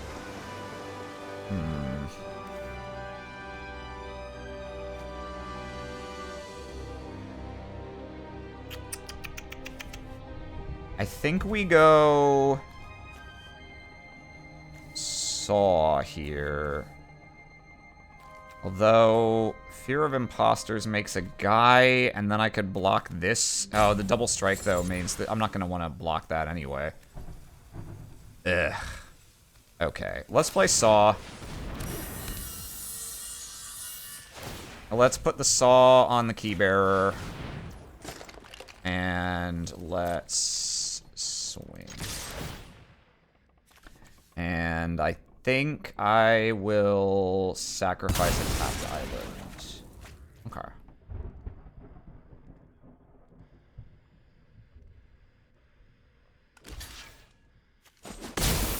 Yeah, and these unfortunately will trade. But that was always likely to happen. End turn. I suppose I could have not attacked with it, but it looks like I'm going to be in kind of the race of my life here, assuming he has a land drop to then activate this. He doesn't play the land yet, though, so maybe he doesn't. That would be very nice.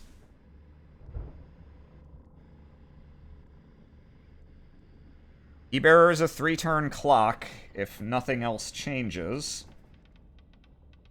He's free to do stuff this turn, but then I'm going to have nothing else other than to sit back and counter his shit. That sucks a lot. Yeah, I think I might just die to all this menace stuff. Looks like I've been tapped out at inopportune times. Maybe I should have just held back for counter magic.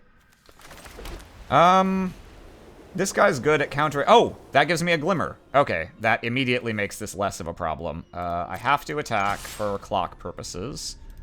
I'm not gonna sacrifice anything. I actually need my mana. Deal the 5. And then we're going to make the Tunnel Surveyor. And hold back for Twist Reality and or Fear of Imposters. No land drop, please. Shit. Okay. Oh, okay. He's got this instead. Ow. Whenever a source you control deals non-combat damage to an opponent, okay, so it makes his burn even scarier. Gotcha. Okay, why didn't I counter that? I don't know. I forgot that I had this in my hand. Okay, well, that was a mistake. Alright, well, I guess I lose. I just clicked through that without even thinking about it. Okay. I don't know how my prospects would have been to win regardless, to win this race, but yeah, that was kind of inexcusable. Actually, maybe I could. Alright, whatever. Let's focus. That happens. Okay, so that does not have Menace and Death Touch. That has Menace. It doesn't have Double Strike or anything. So we... I could just play this as a 3-2 flash. I'm okay with losing a timeout period here. I need to think about combat math. There's no way I can kill both these guys in combat. He's gonna be like, why the hell didn't you counter my thing? Manifest Dread, it doesn't really matter what I pick. Choose blockers. Yeah, we're gonna block, like, this and this. Oh, that'll lose my glimmer. Fuck. Oh, God. Yeah, everything sucks a lot. Gonna lose a period here. It's okay. Yeah, no, this, just played like ass. What's my path forward in this game? I really barely have one. I have to, like, draw a big flyer or something. But I think my best shot is this, and bluff with this. It's not good. Let's see what I draw. Alright, yeah, that's game. Okay. Yeah, if I counter that, things are a little better for me. Maybe I can crack back to win, but I think I have exactly 8 damage on the crack back instead of the 9 that I need.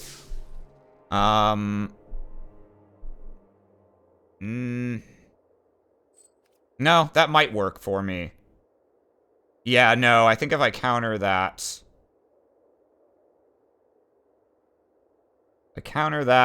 my flyer doesn't die. Yeah, no, alright. That was just a 100% pure Colombian throw. I was like, I'll sit back on counter magic mana. And then he played that. I was like, oh no, what a devastating card. Yeah, sure, that resolves. Sometimes your brain just doesn't fire the neurons that need to fire.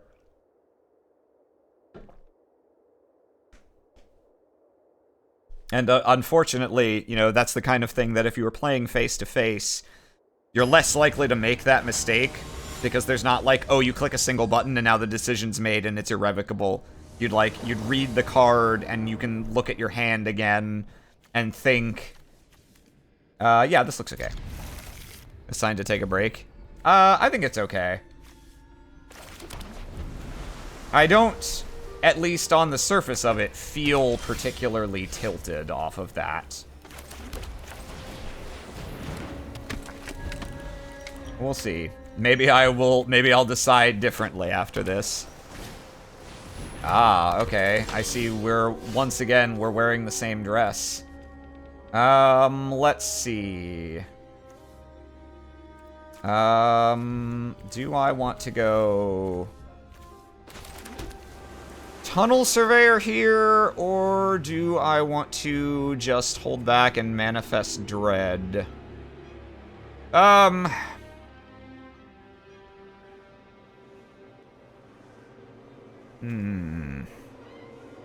1/1's not super useful while he has this. For that matter, this guy isn't either.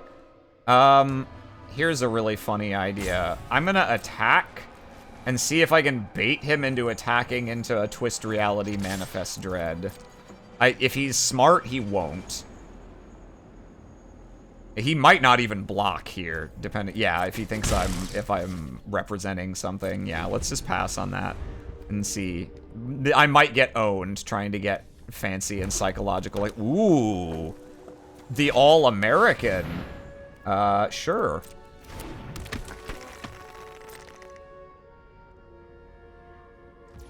Nah, he's not gonna fall for it. Okay, that's fine. End of turn. Yeah, we're gonna Manifest Dread. Which of these do I want in my hand? Probably another island, because I've got 2 planes. So I'll manifest this, and then put the island in my hand.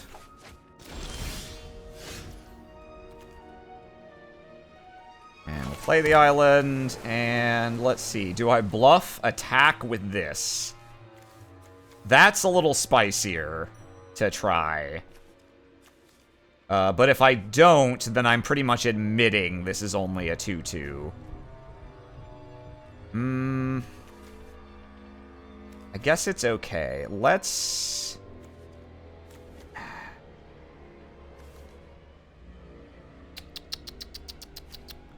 Let's just make the key bearer here. In turn. When you make emotes, are those emotes going to be blue lands? Maybe? I don't know. 3 colors. It could. I can't believe he's playing Vicious Clown and Gremlin Tamer in the same deck, and it just worked for him. That could be me. That could be me right now if I had balls.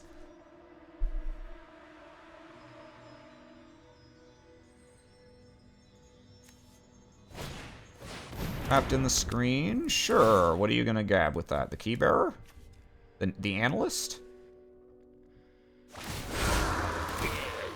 The key bearer. Okay. And I imagine he's going to attack. And attack with both. That's kind of surprising.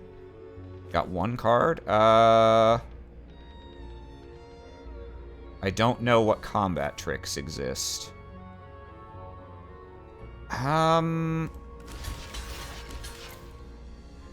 might be getting owned here, but I don't actually have any other manifest stuff right now, so the analyst is a little more expendable than he might otherwise be.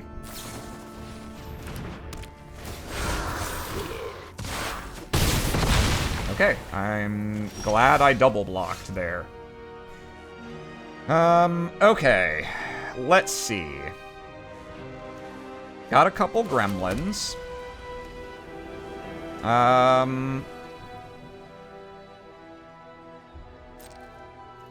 Do I want to attack here? Yeah, I think I do. If he double blocks, that's okay. Nope. Okay. I think we are gonna... Yeah, we're gonna Tunnel Surveyor. Get our guy.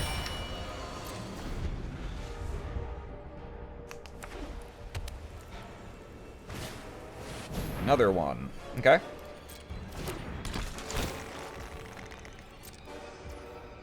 You may declare attack, sir.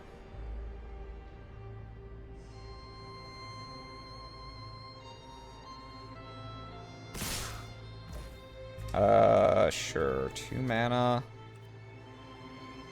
What was this again? As long as it has entered this turn, has hexproof. Yeah, I mean, he could have another one of those, but I'm only really risking 1 card. So, sure. Fuck me up, fam.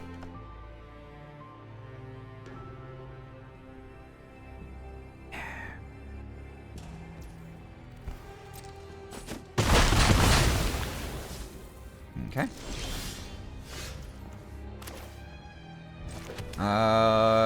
Yeah, let's make this. Here's a boy.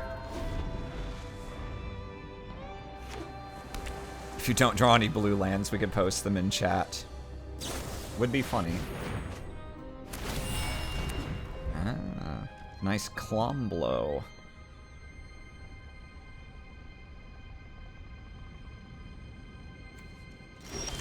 But no attack. So he probably doesn't have any tricks he can play with white or blue, or he would have gone with the clown there. Okay, so... We're gonna go to combat. We're gonna get in for 4. And I think we're just going to make the Piranha Fly for curve purposes, or for evasion purposes here. And then get ready to Glimmer Burst to double block the clown.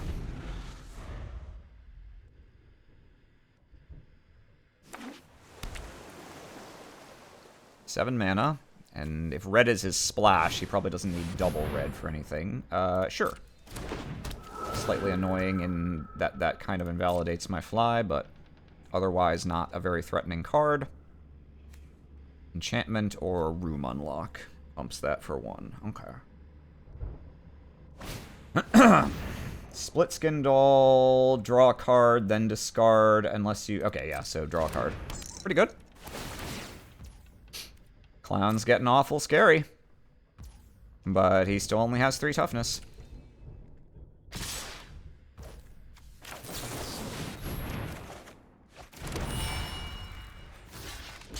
Boop, boop, and beep.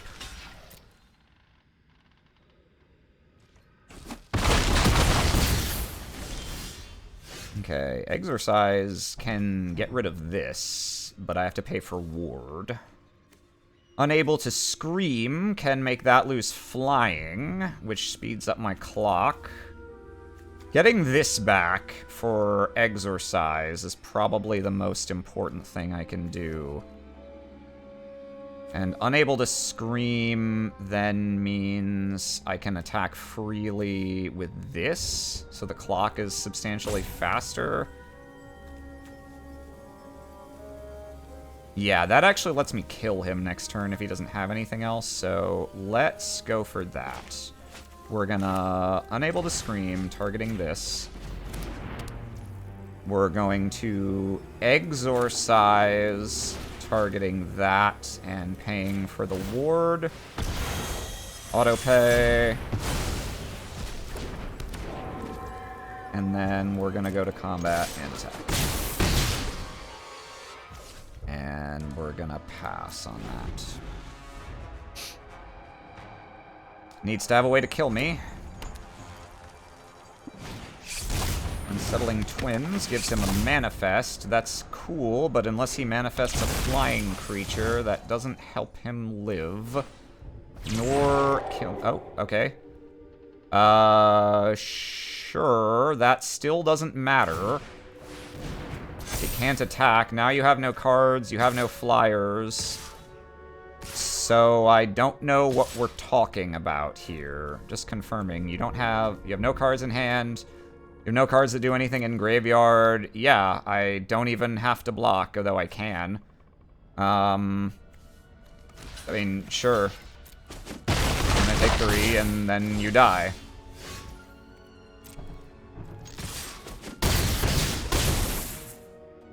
Hello, everyone. How goes the draft? It's going okay.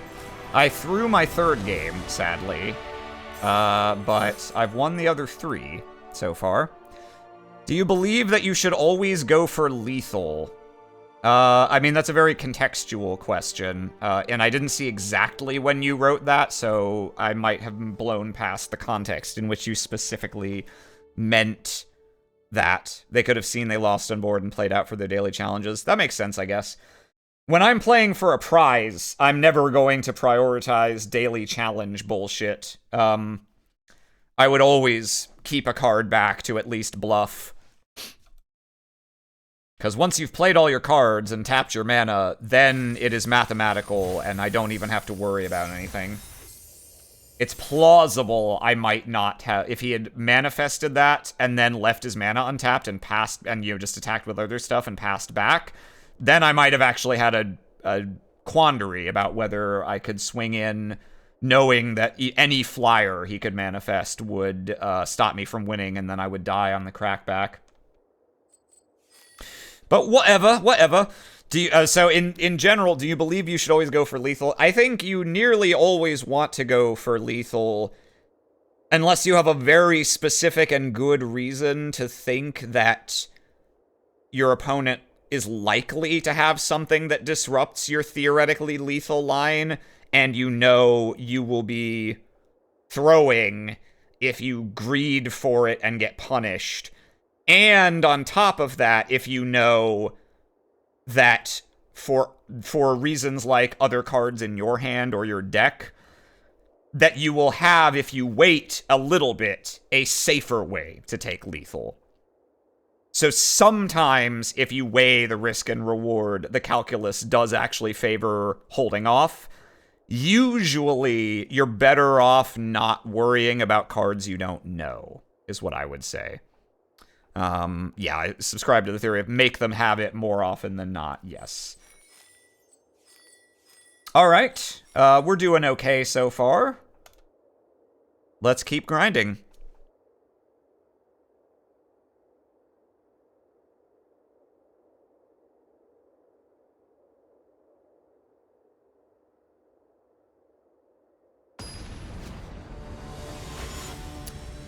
You could have exercised at instant for a supplies blocker. Exercise actually is a sorcery, unless I've misread it, but I'm pretty sure I read that it was a sorcery. Oh, well, I've got a Plane Cycler for a 3rd land. Yeah, this is okay, actually. Then I'm on the draw. Patchwork Beastie. Ah, fun. I haven't seen that guy. I don't think I'm unable to scream that unless I'm terribly heavily in on the idea that I can stop him from reaching delirium. I just want to shut off the mills. Now that I've said it out loud, I actually do kind of like that idea. I don't have anything. I don't have the guy who triggers off of enchantments. You know what? Yeah, let's go for it. Maybe this is that might be a reckless use of removal, but delirium is very binary. Most of the delirium cards are not amazing if you don't have delirium yet. So I think that actually is decent. I think it is at least a defensible choice. Okay. Paranormal. Paranorman.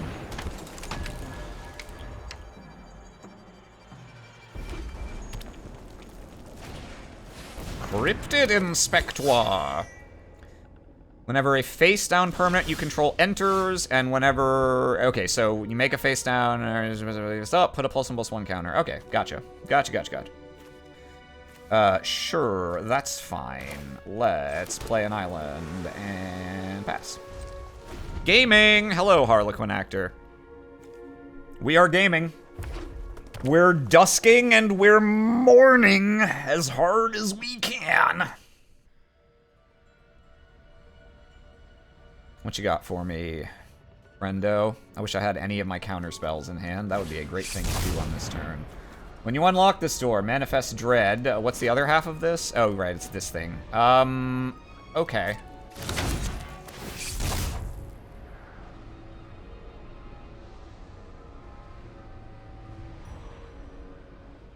Decent chance I'm gonna... Oh, that has vigilance. Oh, oops, yeah. I forgot it was sitting on me. So I'm not gonna be able to seize that, unfortunately. What did he put? He put a creature, but it's a tiny creature, so I'm not sure that this might be a creature, but I don't think it's guaranteed. You probably wouldn't want to make a guy who you turn him face up and he gets smaller. Yeah, I can't seize that because it's not gonna tap. He seems to be thinking about whether or not he actually wants to attack with it, which is odd. I can't see why he wouldn't. Maybe he thinks I have the no. There's no reason not to attack with it just for that reason. Anyway, I'll take 3. Do I want to cycle this? I mean, I'm Glimmer. There's a decent chance I'll be... I'll probably be playing this first, though.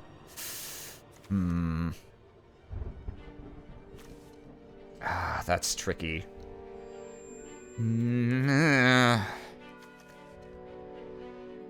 No, I think I'm gonna hold it for now. There's a decent chance I will want it as a threat. Let's play this and pass.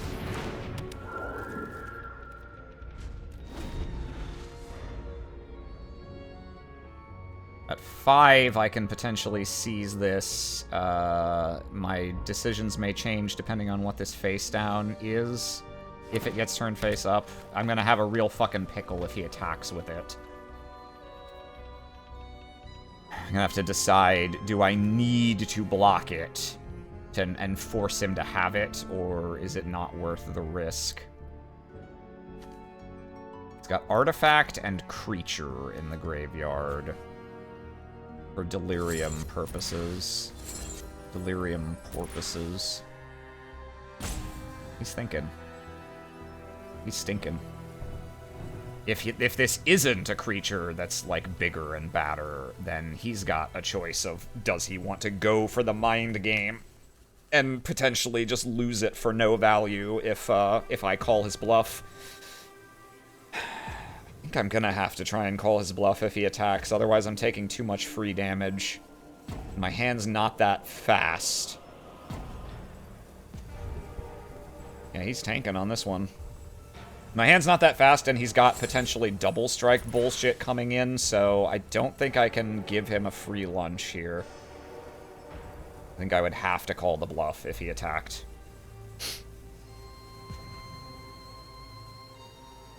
Yeah, how the doors work, they're just, it's 2 different cards. You can play either half for their cost, and once you've played one half, you can then play the second half later while it's in play.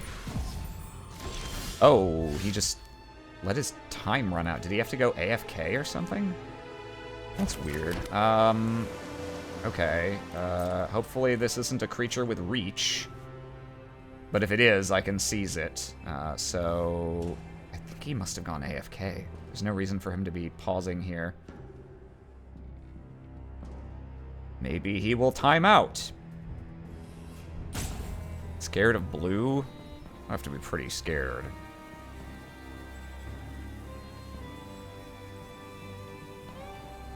And if he were fully present, even if you were gonna pass there, you would at least hit the pass button before letting the time run, the last second run out.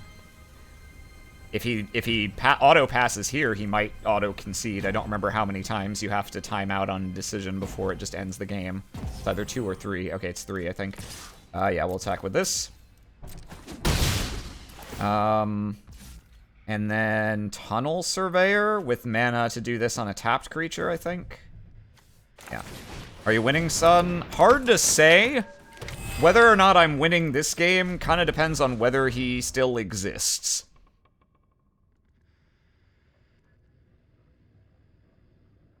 Yeah, don't see them hovering over anything. Yeah, kind of the impression I'm getting. I've got seized. If he attacks... I still can't seize the Cryptid Inspector. I can seize anything else. Yeah, if he gives Cryptid Inspector double strike, I'm probably just gonna have to chump it with, like, my Glimmer. It's tough, though. It's got enough toughness that I really can't... God, finish downloading! He's like, alright, never mind. I'm gonna go play a more fun game. Fuck these nerd cards. I'm gonna shoot a man with a gun. Is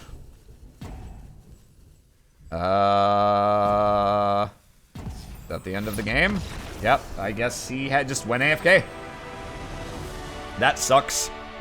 You don't like to see that when there's actual, like, prizes on the line.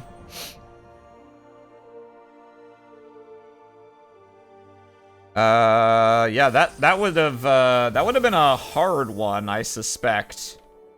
Green would have plenty of big creatures and reach things, so that would be a difficult race for me. Even with the C's, due to his main attacker having vigilance.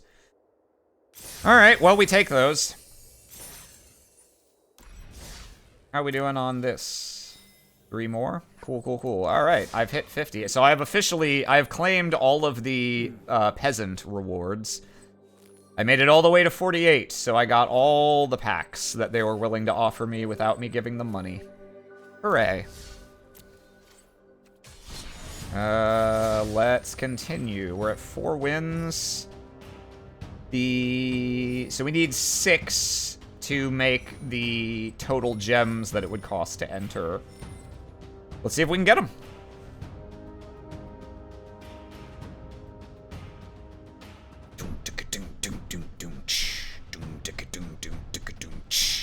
Does anyone know? Does it try and match you against people at, like, the same limited rank?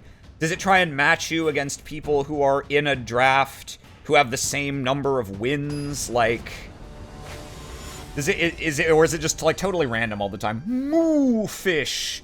He doesn't know whether he is a cow or a creature of the sea. This is okay, I guess. Yeah, this is keepable. If you can get enough gems before Duskmourn is over, you can get your gems back instantly, right? Oh, what the fuck? Whoa! Nice! Let's see. We don't have anything that's double blue on turn 2, so we can lead with the plains. It's definitely based at least partly on limited rank. I've sort of inferred that because it seemed like I was getting matched up with, like, in a way that would suggest that. Okay, yeah, confirmed. This is a sorcery, so unfortunately I don't have anything to do on turn 2. Have you been playing this off stream? A little bit, yes. I've only done 1 draft off stream. You haven't missed much, like, real action, quote unquote. Okay, let's make this guy.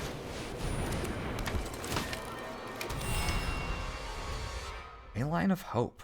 I wonder if he can really make this work. Be interested to see. Did he, like, first pick this and build around it? Am I gonna get fucking owned by the life gain strat? Would be funny. Be pretty funny. Surely you've got something by now, sir. At least a removal spell. Oh, okay. That's a removal spell of sorts. Just won't kill the guy? Okay. Let's get in for 1. And play this. I could use a second island. But I do have 2 removal spells I can play, even if I don't get one, so it's not the worst.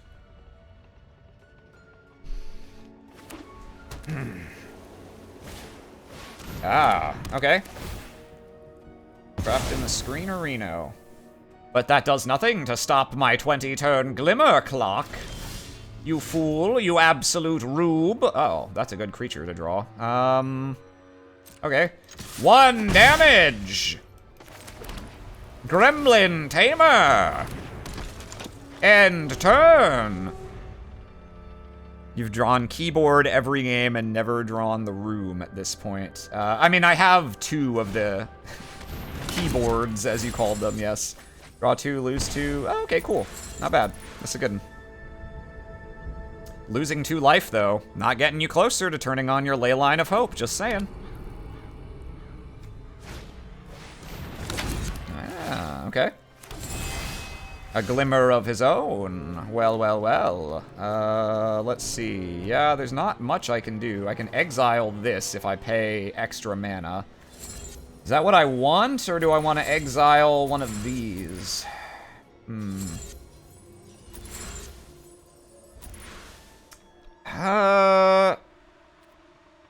Tell you what, he's tapped out. Let's go to combat first and see if he wants to trade glimmers or if he's going to keep his. Okay, he's going to keep his. I think we will just make a second key bearer instead of exiling this right now. That keeps more options open. Do you have anything to search for lands? Not at this time, no. Okay.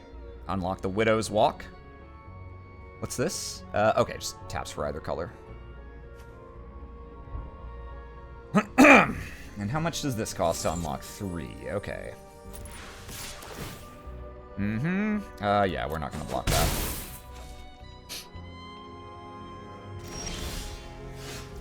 that. That's not bad. Now we probably do exercise this to get an additional threat on board, because it looks like right now I'm probably gonna be the tempo deck here.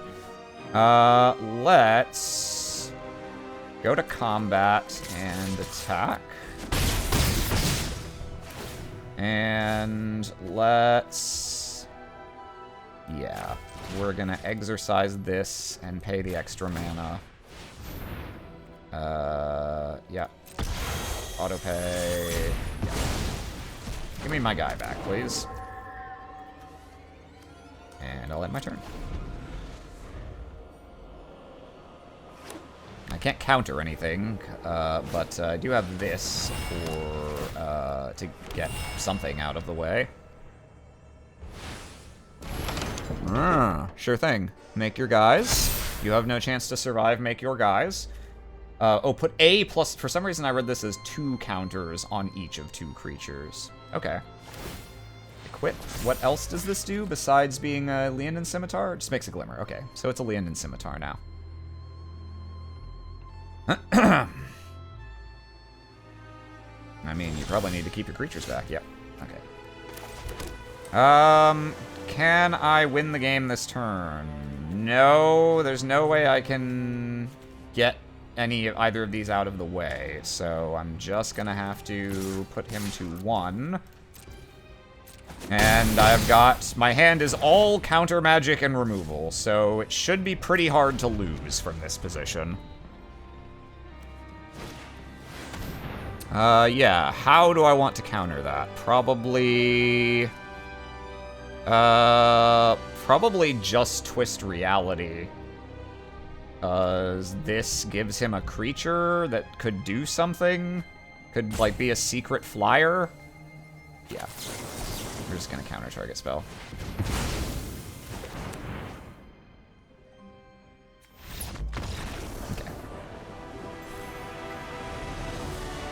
Yeah, too slow, too wonky. That's probably a slightly newer player. Or he just, maybe, he just had a rough draft, or had a rough draw. Aftermath Analyst. He's a guy who does stuff. Oh, that is funny. Sneak that guy into play after you yokel helps. Let's traumatize yourself, then use that guy to put 15 lands into play. Alright. Well, we're doing okay. We got 5 wins. 1 more will get us our gems for gold to exactly where we want. 2 more gets us a little bit extra and another pack. But even if we eat shit from here, we've still got most of what we wanted. And we will have successfully laundered gold into gems to the point that I'll almost be close to being able to buy the set mastery without spending money if I want it. Yeah. This is an uncommonly aggressive draw from our deck. We could get punished if we don't draw a third land, but I think this is perfectly runnable. He's thinking. You keeping your 7, sir? Or are you shipping it back?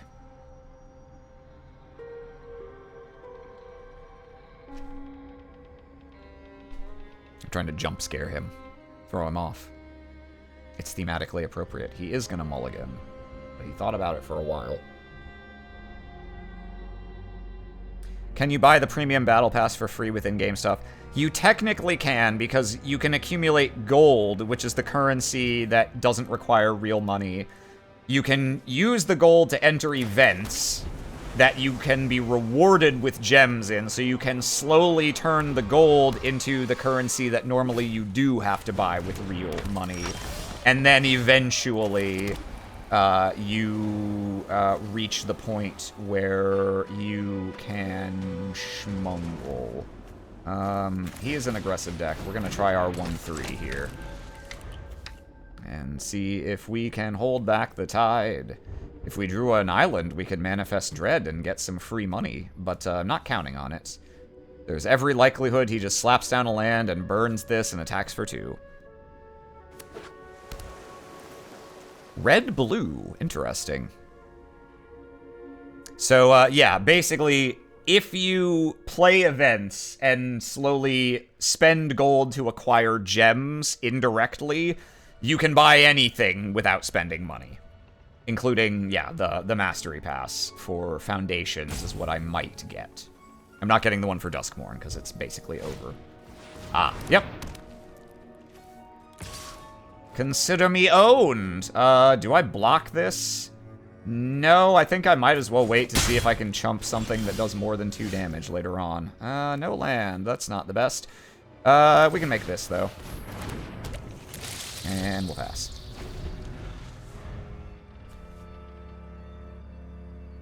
Hopefully, we draw land and or get to counter something with this. I see he is not also land screwed. Ah, okay. Are we about to have a Tunnel Surveyor off? We are. Yeah, so let's fly over for 2. And... yeah, we're just gonna make our own.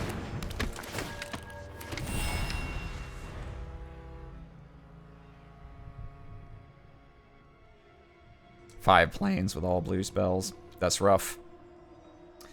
That's rough. Attacks with everything. Very reasonably likely that he has tricks, but we're gonna try stuff anyway. Alright, fuck me up.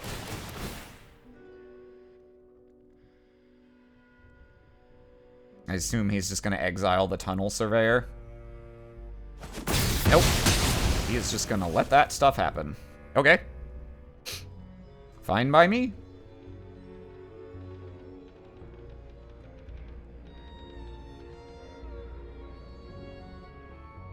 Well, you must have a play, right? Otherwise, you would certainly have exiled the Tunnel Surveyor. What do you got for me, sir? 4/3 Menace. Sacrifice another creature or enchantment. Exile the top card. You may play it this turn. Okay. Go to combat. Fly over for 2. Not really anything we can do other than sit back on these, unfortunately. We're gonna have to take some damage.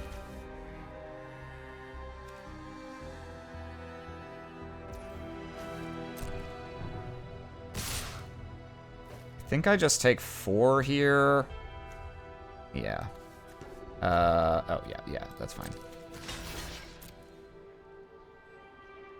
You can boot my nose.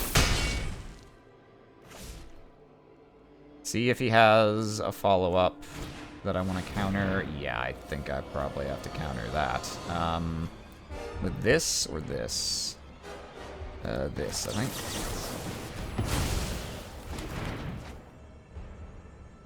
Let's see that land off the top. Show me the money. It's down to 1 card. Okay. Okay, that helps a lot. What do we do from here? Key bearers are necessary to get my own clock online. But this guy is a 3-turn clock on his own. I'm not sure how much time I have. I might actually have to trade the piranha fly and a glimmerer for this. In fact, I think I do have to do that. Have to is a strong word, but I think that's the right play. He's only got 1 more card. Yeah, I'm gonna pass here. He's only got 1 more card. I have a lot more than that. So right now I'm in a position to outgas him if I don't get run over.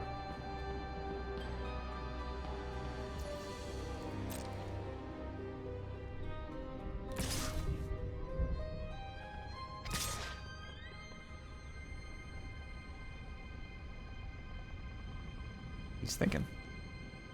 May I Glimmer Burst, sir? He's got an instant. Is it a counterspell?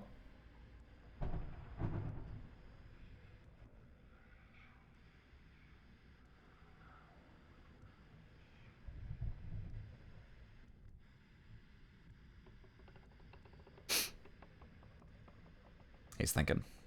He's thinking.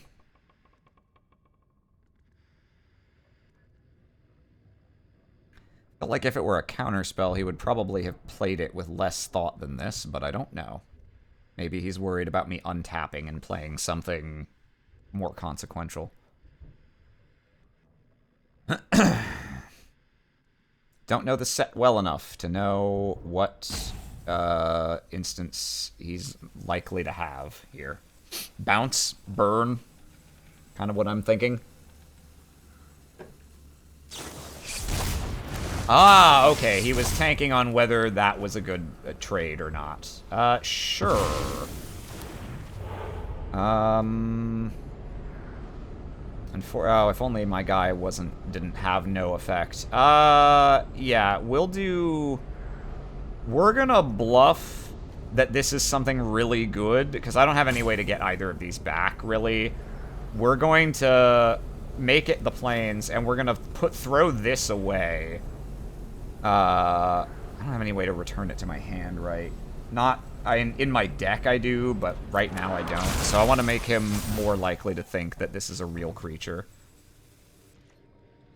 Okay, now blockers. Probably his last card isn't anything. We're gonna just do this. I need to get rid of that.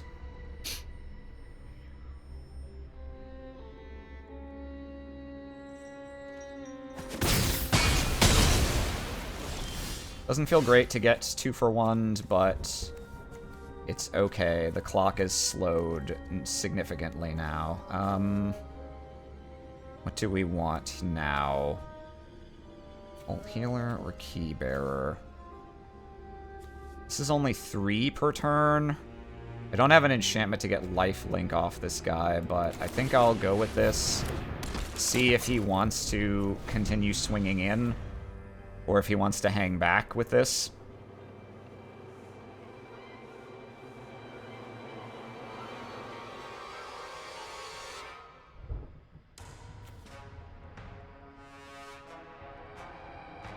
I would love, sir, if you could just start drawing all lands from here on out. That would, like, really make my life easier.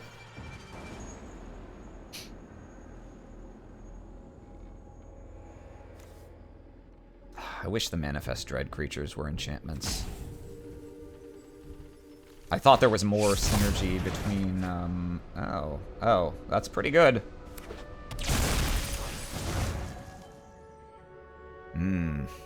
Tempo, tempo, tempo.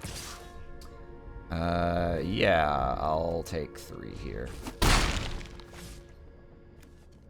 Probably just replaying the Cult Healer. Another one of those. Does that matter? A little bit, I guess. Okay, let's... Yeah, I think we have to just replay this here. And see if we can stabilize. I mean, he's only top decking now, but we don't have that much life to work with, and he's in red, so things are pretty spooky at the moment. What's this? 2-1, Flash Vigilance, stun something. That's a pretty good top deck right now. Yeah, that's probably gonna end my life. It doesn't change the clock, so I guess I will still just block this.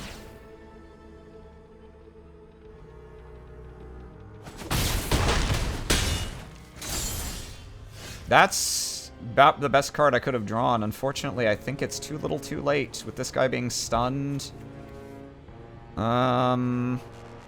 Yeah, I need more blockers than I can possibly have. Damn, that into the stun. Oof, brutal tempo. All right, well, he executed his game plan. He tempoed me out. Missing the early land drops really kind of mega fucked me in the end, unfortunately. It didn't immediately, but I was like a turn behind where I should have been, so racing that was always going to be hard. Let's see if we can do it. We're looking for 2 more wins.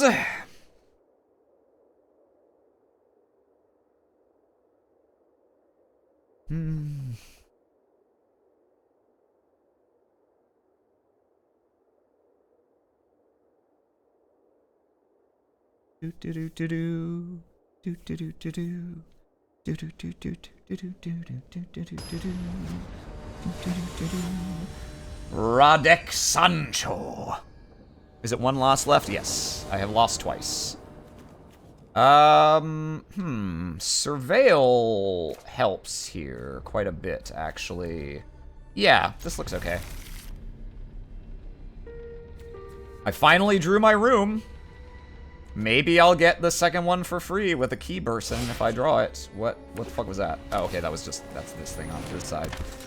Eerie, when enchantment and his amendment. Oh, neat. Yeah, and let's surveil. Probably getting rid of any lands. There's the key bearer. Our fucking combos are online. Let's do it. He's also in white-blue Eerie, most likely. Ah, okay.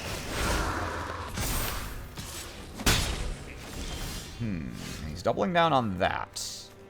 Do I seize this to stop the counters, or do I probably just seize this? White mana. Then again, I could exorcise that if it gets another counter. Either way, I'm passing for now.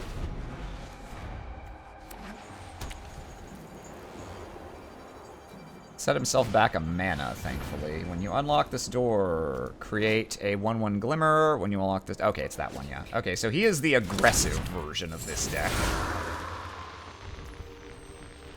Yeah, resolve all.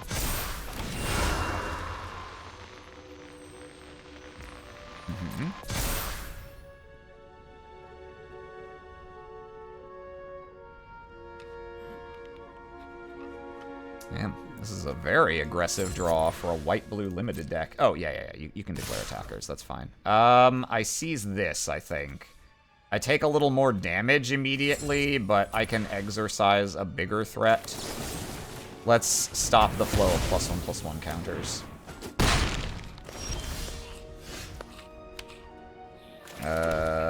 Yeah. I could exorcise this, but I think I'd much rather exorcise a creature. I'm gonna take a shit ton of damage. Assuming he does land drop into unlock. He might go land drop into another creature or something. But he's hovering over that at the moment. Yep, okay, cool. I'm gonna take 7. He's still gonna have a 3/3. So this is rough for tempo. Yeah, I'm just gonna have to take that, unfortunately. Let's see. Yeah, so we have to exorcise here. I can't fuck around playing a key bearer right now. Get this out of here. Get thee to a nunnery. I'm still on a 3-turn clock just from this glimmer. So, this is looking pretty rough. Hello, Oz. Welcome back. Exercise not being an instant, big shitty right there. When you unlock this door... Oh, that sucks. Haha, this sucks, man. Look at all these cards that should be in my deck and I never saw. Yeah, sure. I'll take my fucking damage. Okay, that does help. Do I do that on this Glimmer token? I think I actually do. Let's make this... Oh, it's this motherfucker, I forgot. I probably have to... What's the other one do? Whenever you attack, put a plus... Jesus Christ. Oh, God, this is disgusting. He didn't make a 4th land drop, so he might not have that. I think I have to do this to stop the immediate damage. Oh my god, that doesn't work. It's +1/+1 counters. Oh no. Oh, I have made a mistake. Oops. And trapped in the screen. All right, I was never getting out of this alive. 100% guaranteed. Yeah, no. This is a kind of fucking cracked aggro deck for limited. All right. We got 5 wins. Probably should have had a 6th if I hadn't mega thrown that one, but I mean, yeah, that's a really solid deck. Maybe that was the god draw. I don't know if his deck always curves out like that, but that's an astoundingly powerful aggressive curve for a limited deck. Mirror match, but the mirror had hands. I mean, not even kind of a mirror match, but a mirror match in colors and mechanics. But that was the aggressive way you could build these colors. That was 1 through... I didn't see a single card that cost more than 3. He was definitely going for early counters and rooms and swapping shit out. Didn't get any of the best enchantments. Yeah, no, unfortunately, we only found 1 room. And no trapped in the screen, which would have been... Like, we had good removal. We had the unable to screams. Trapped in the screen for our deck would have been better than, like, exercise, say. But okay. You know what? Totally okay with that result. 5 wins with 1 throw for first time drafting this. Yeah, that's fine. And we get almost as many gems as it takes to enter. We're a little bit short, but we're up to 2,270. We need 3,400 to get a mastery for foundations when it comes out. To the MTG Arena players in the chat, how does mastery work when you buy it after the fact?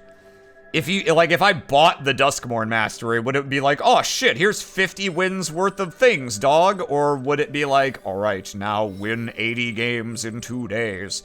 You get all rewards? Okay, I'm not gonna buy the Duskmourn mastery because Duskmourn's not really my jam anyway, but it is useful to know that if I don't have 3,400 gems when Foundations releases, if I do some Foundations drafts and then buy the mastery part way, that there's actually a point to doing that. Okay.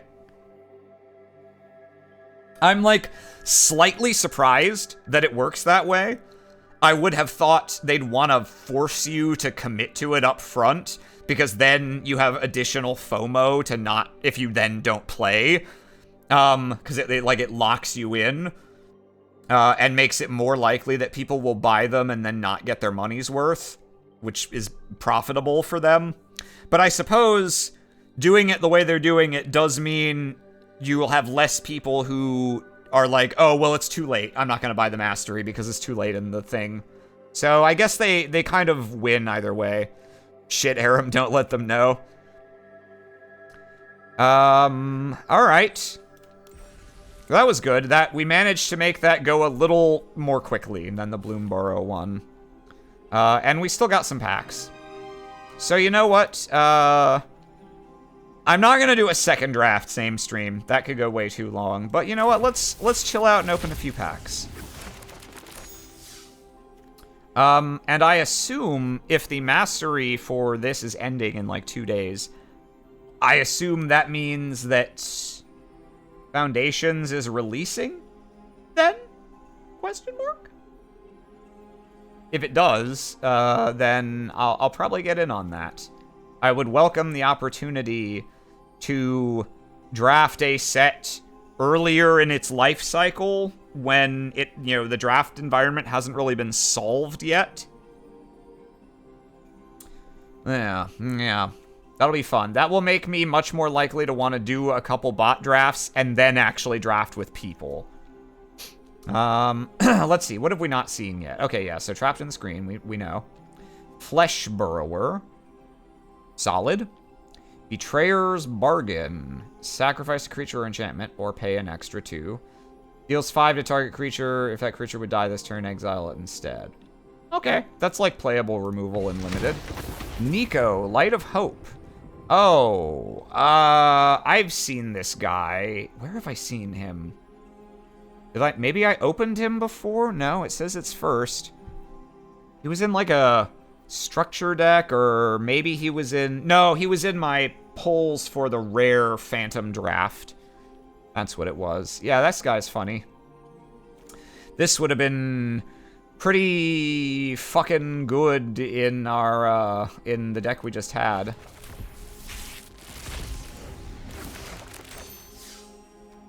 The first to get the big meta-defining cards. Nico uses they-them pronouns. I see. I will keep that in mind if I ever have reason to refer to them again. Vanish from sight. Appendage Amalgam. Valgavoth's Faithful. Etched Cornfield, very funny. Signs reference .jpg. Wildfire Wickerfolk. 3/2 haste for 2.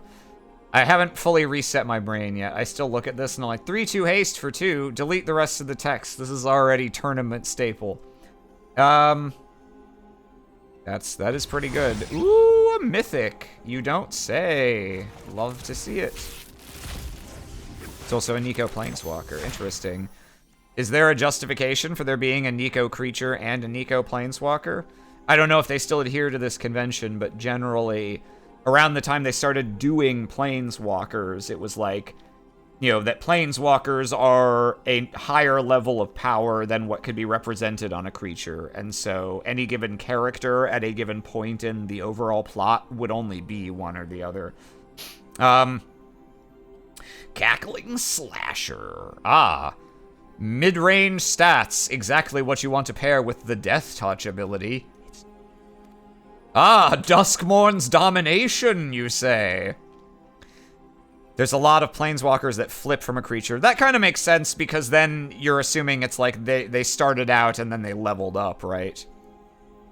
All the sparks got sucked out. I don't know what the fuck the lore is these days. Frantic Strength. Okay, yeah. Surgical Suite and Hospital Room. Oh, yeah, okay, this is the thing that he used to fucking seal my fate just now. Ah, there you are.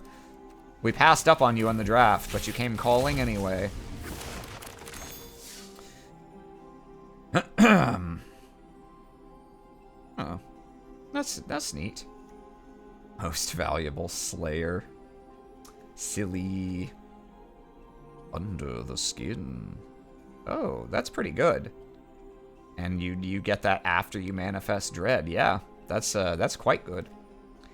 Derelict Attic, Widow's Walk. Yeah, we saw that one. Not bad, not bad. Diversion Specialist. Yeah, this guy beat my ass. Abhorrent Oculus. Yeah, this was cited as like the biggest bomb in the set if you open it early enough to build Manifest around it. They defeated Phyrexian Lady and lost their sparks, but now there's pathways between planes. You now know the lore. I see. Sure that he did. Ah, the card I should have countered if I wanted to win the game, but I chose to lose the game instead. Dashing bloodsucker. Well, hello, miss. You're looking lovely tonight. Mind if I give you a little kiss on the old neckaroo? I don't know why I think that's his voice, but it is. Head Shredder. What is with the border of this card?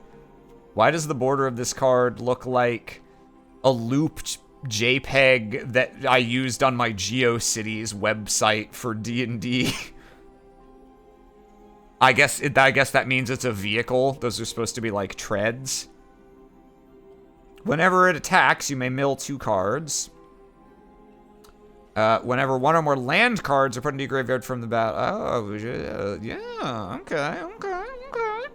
Roll 20 assets. Yeah.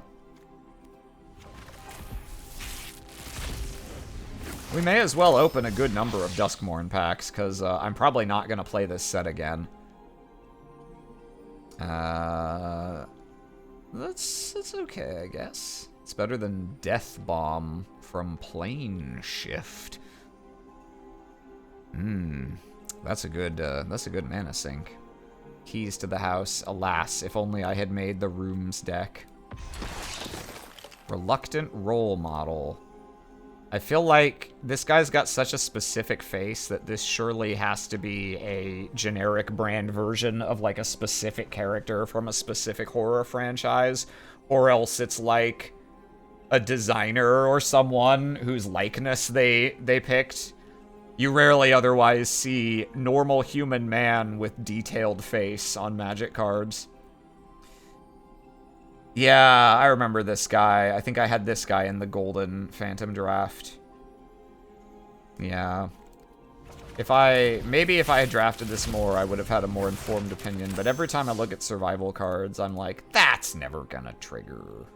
He will die. He will just die. You tempo cards, you fucking hosed the shit out of me. Walk-in closet. Oh, hey. Crucible of Worlds.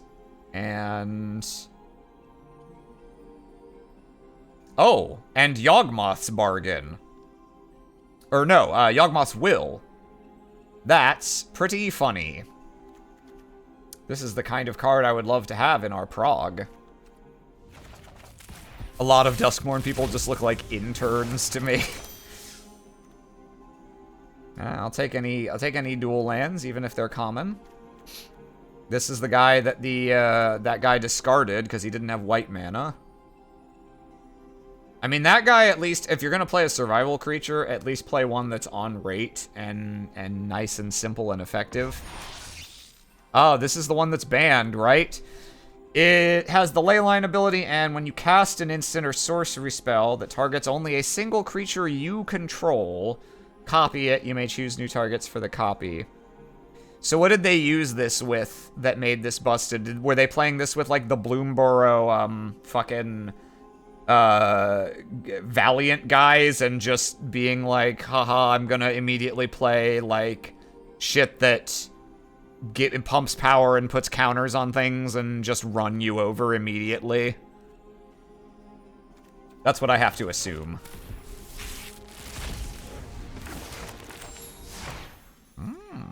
A free uncommon, you say? Let's play a game. Every time I hear the play a game thing referenced, I can only think of this ancient video that's at like 140p of a guy in a jigsaw mask. You hear like a little ding ding, and he comes around the corner on a tiny tricycle. He's a full-grown man, so his legs are like doing this to work the pedals. And he goes, you want to play a little game? And then as he's in the middle of saying that, he wipes out and falls over, and like the camera falls over, and you hear like 8 people fucking burst out laughing. God. So, yeah, that's all I think of. Anytime anyone references that franchise or that phrase, it's just ding ding. You want to play a little game? As far as I'm concerned, that's what happened in the actual Saw movies. That's how they defeated him. Grab the prize. Discard, draw 2. If you didn't discard a land, 2 damage to each opponent. It's not bad. Not bad. Shroud Stomper. Big boy. Why does my 5/5 have Death Touch? What's that there for? Why you put that on the guy? I guess it makes it harder to gang block. In fair, well, kind of. A little. Peer past the veil. Ah, this, I have a grudge against this card. Because I opened 2 of these in my golden Phantom draft and was like, oh, this could go crazy. And then every time I drew it, it was like, it was like 4 mana, draw 1 card. I never got to do anything with this.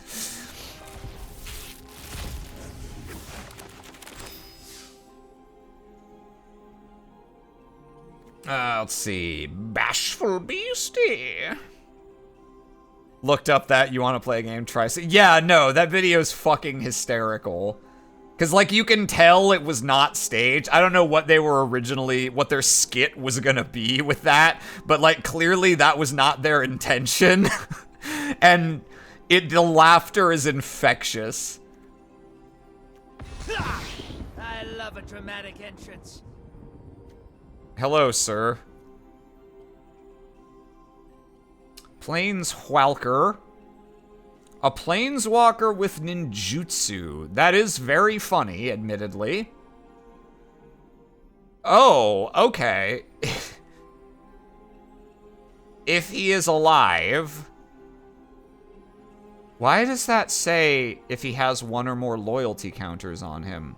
Don't planeswalkers go away if they have no loyalty counters on them, just like a creature with 0 toughness? But okay. During your turn, he is also a 3/4 ninja creature with hexproof. He makes ninja bigger. He surveil. And he tap a creature. That's cool. Not if they're also something else. Interesting. Huh. I never knew that. That's a very specific rule.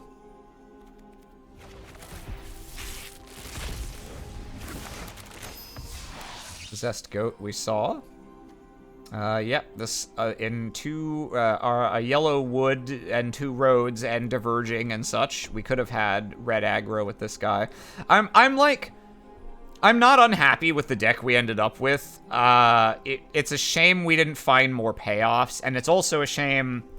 I thought Manifest and enchantment stuff would synergize more than they did, because I just sort of forgot that Manifest, it does not inherently make enchantment creatures. But I'm not unhappy. Oh, this guy. He. Hoo. Yeah. It's very funny. I think we'll open until we have 10 packs left. I'll save a few for later as a treat. Monstrous Emergence. Oh, okay. So, yeah. Okay, neat. It lets you fight from your hand. That's fun.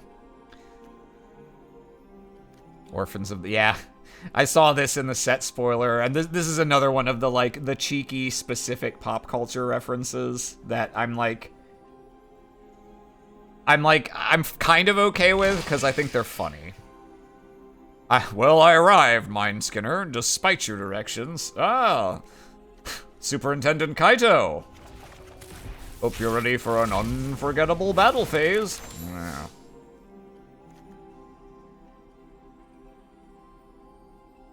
That's fun. Oh, thought this said Cynical Lunar. Can't be blocked by Glimmers. Very funny. We just opened Ravnica in the progression, and there's a quite bad black creature in Ravnica that I think it's called, like, Vengeful Mob or something, that has the killer ability of can't be blocked by Saprolings, which always cracks me up when I see it. It's so bizarrely specific, and there's nothing in the card's flavor that makes it remotely clear why it's Saprolings and nothing else. Grievous Wound. Enchanted player can't gain life. when they're dealt damage, they lose half their life. Funny joke. Only Golgari. Mostly Celestia, actually. Celestia's main token type that it generates is 1/1 Saprolings. I think Golgari has a little bit that does that. I don't remember. I don't think Gruul and Simic. Well, Simic might. I don't remember for sure. But in any case, it's not good. That ability is very unlikely to matter. And it's just so, it's so comically specific that it does kind of crack me up when I see it. Sporogenic infection. Ah, okay. Okay. It's an edict. But it does have to target, but not the creature that you're playing it on, but they have to have 2 creatures, but it can kill a second creature eventually. It's a wacky little card. Demonic Council. Ah, demon support. Yeah. Very fun, very fun. Alright. I think that'll be it for Duskmourn draft today. We played enough to clear both our quests, because we were in the right colors to pull it off. And I got 5 wins, so there's not much gold left to get there. I'll play a little bit tomorrow to get these last 2. Oh, no, I don't even need to. Why the fuck would I care? There's... Look at everything I can earn by playing more. Yeah. Expires in 2 days. Yeah. Go. Yeah. So, they'll probably give us a few Foundations packs. Through the mail. So next time we're on Arena, I'll probably open those, and then I'll probably still start with a bots draft so that I can take my time at least the first time. But I swear, I get used to...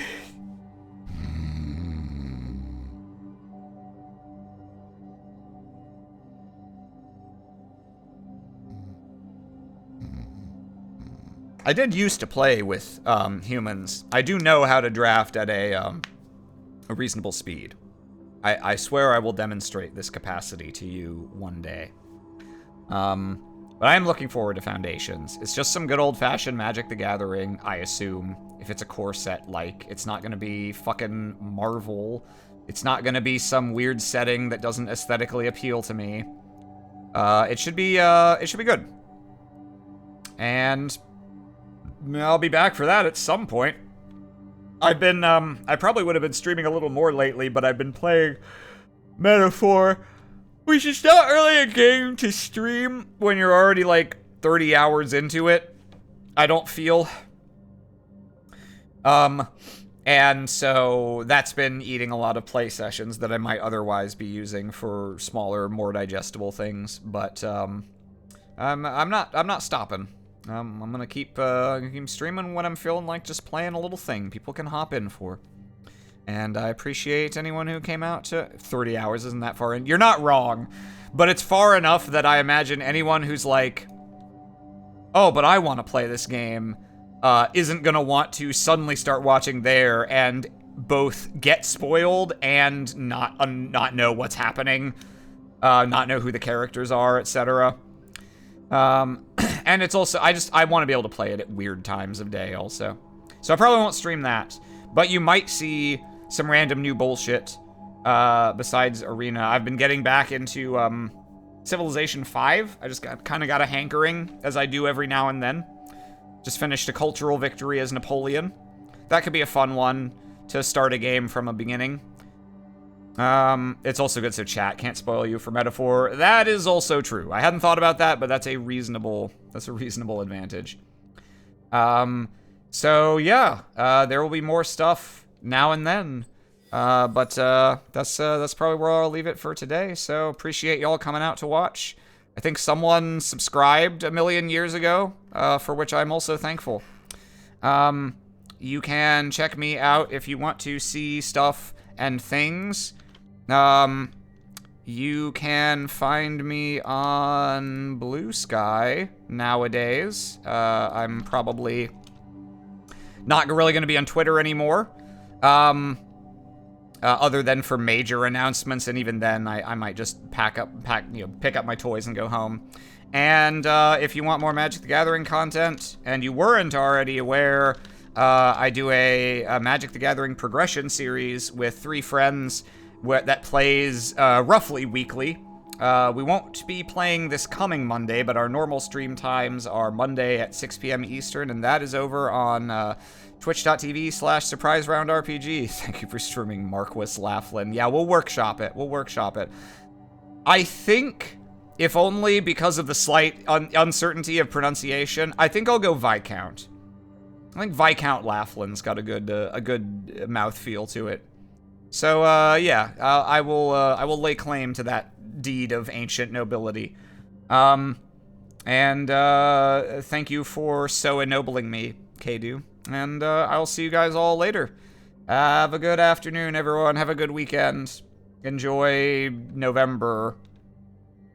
There's not any holidays coming up, right? I think maybe Veterans Day is sometime soon. Have a fun Veterans Day, everyone.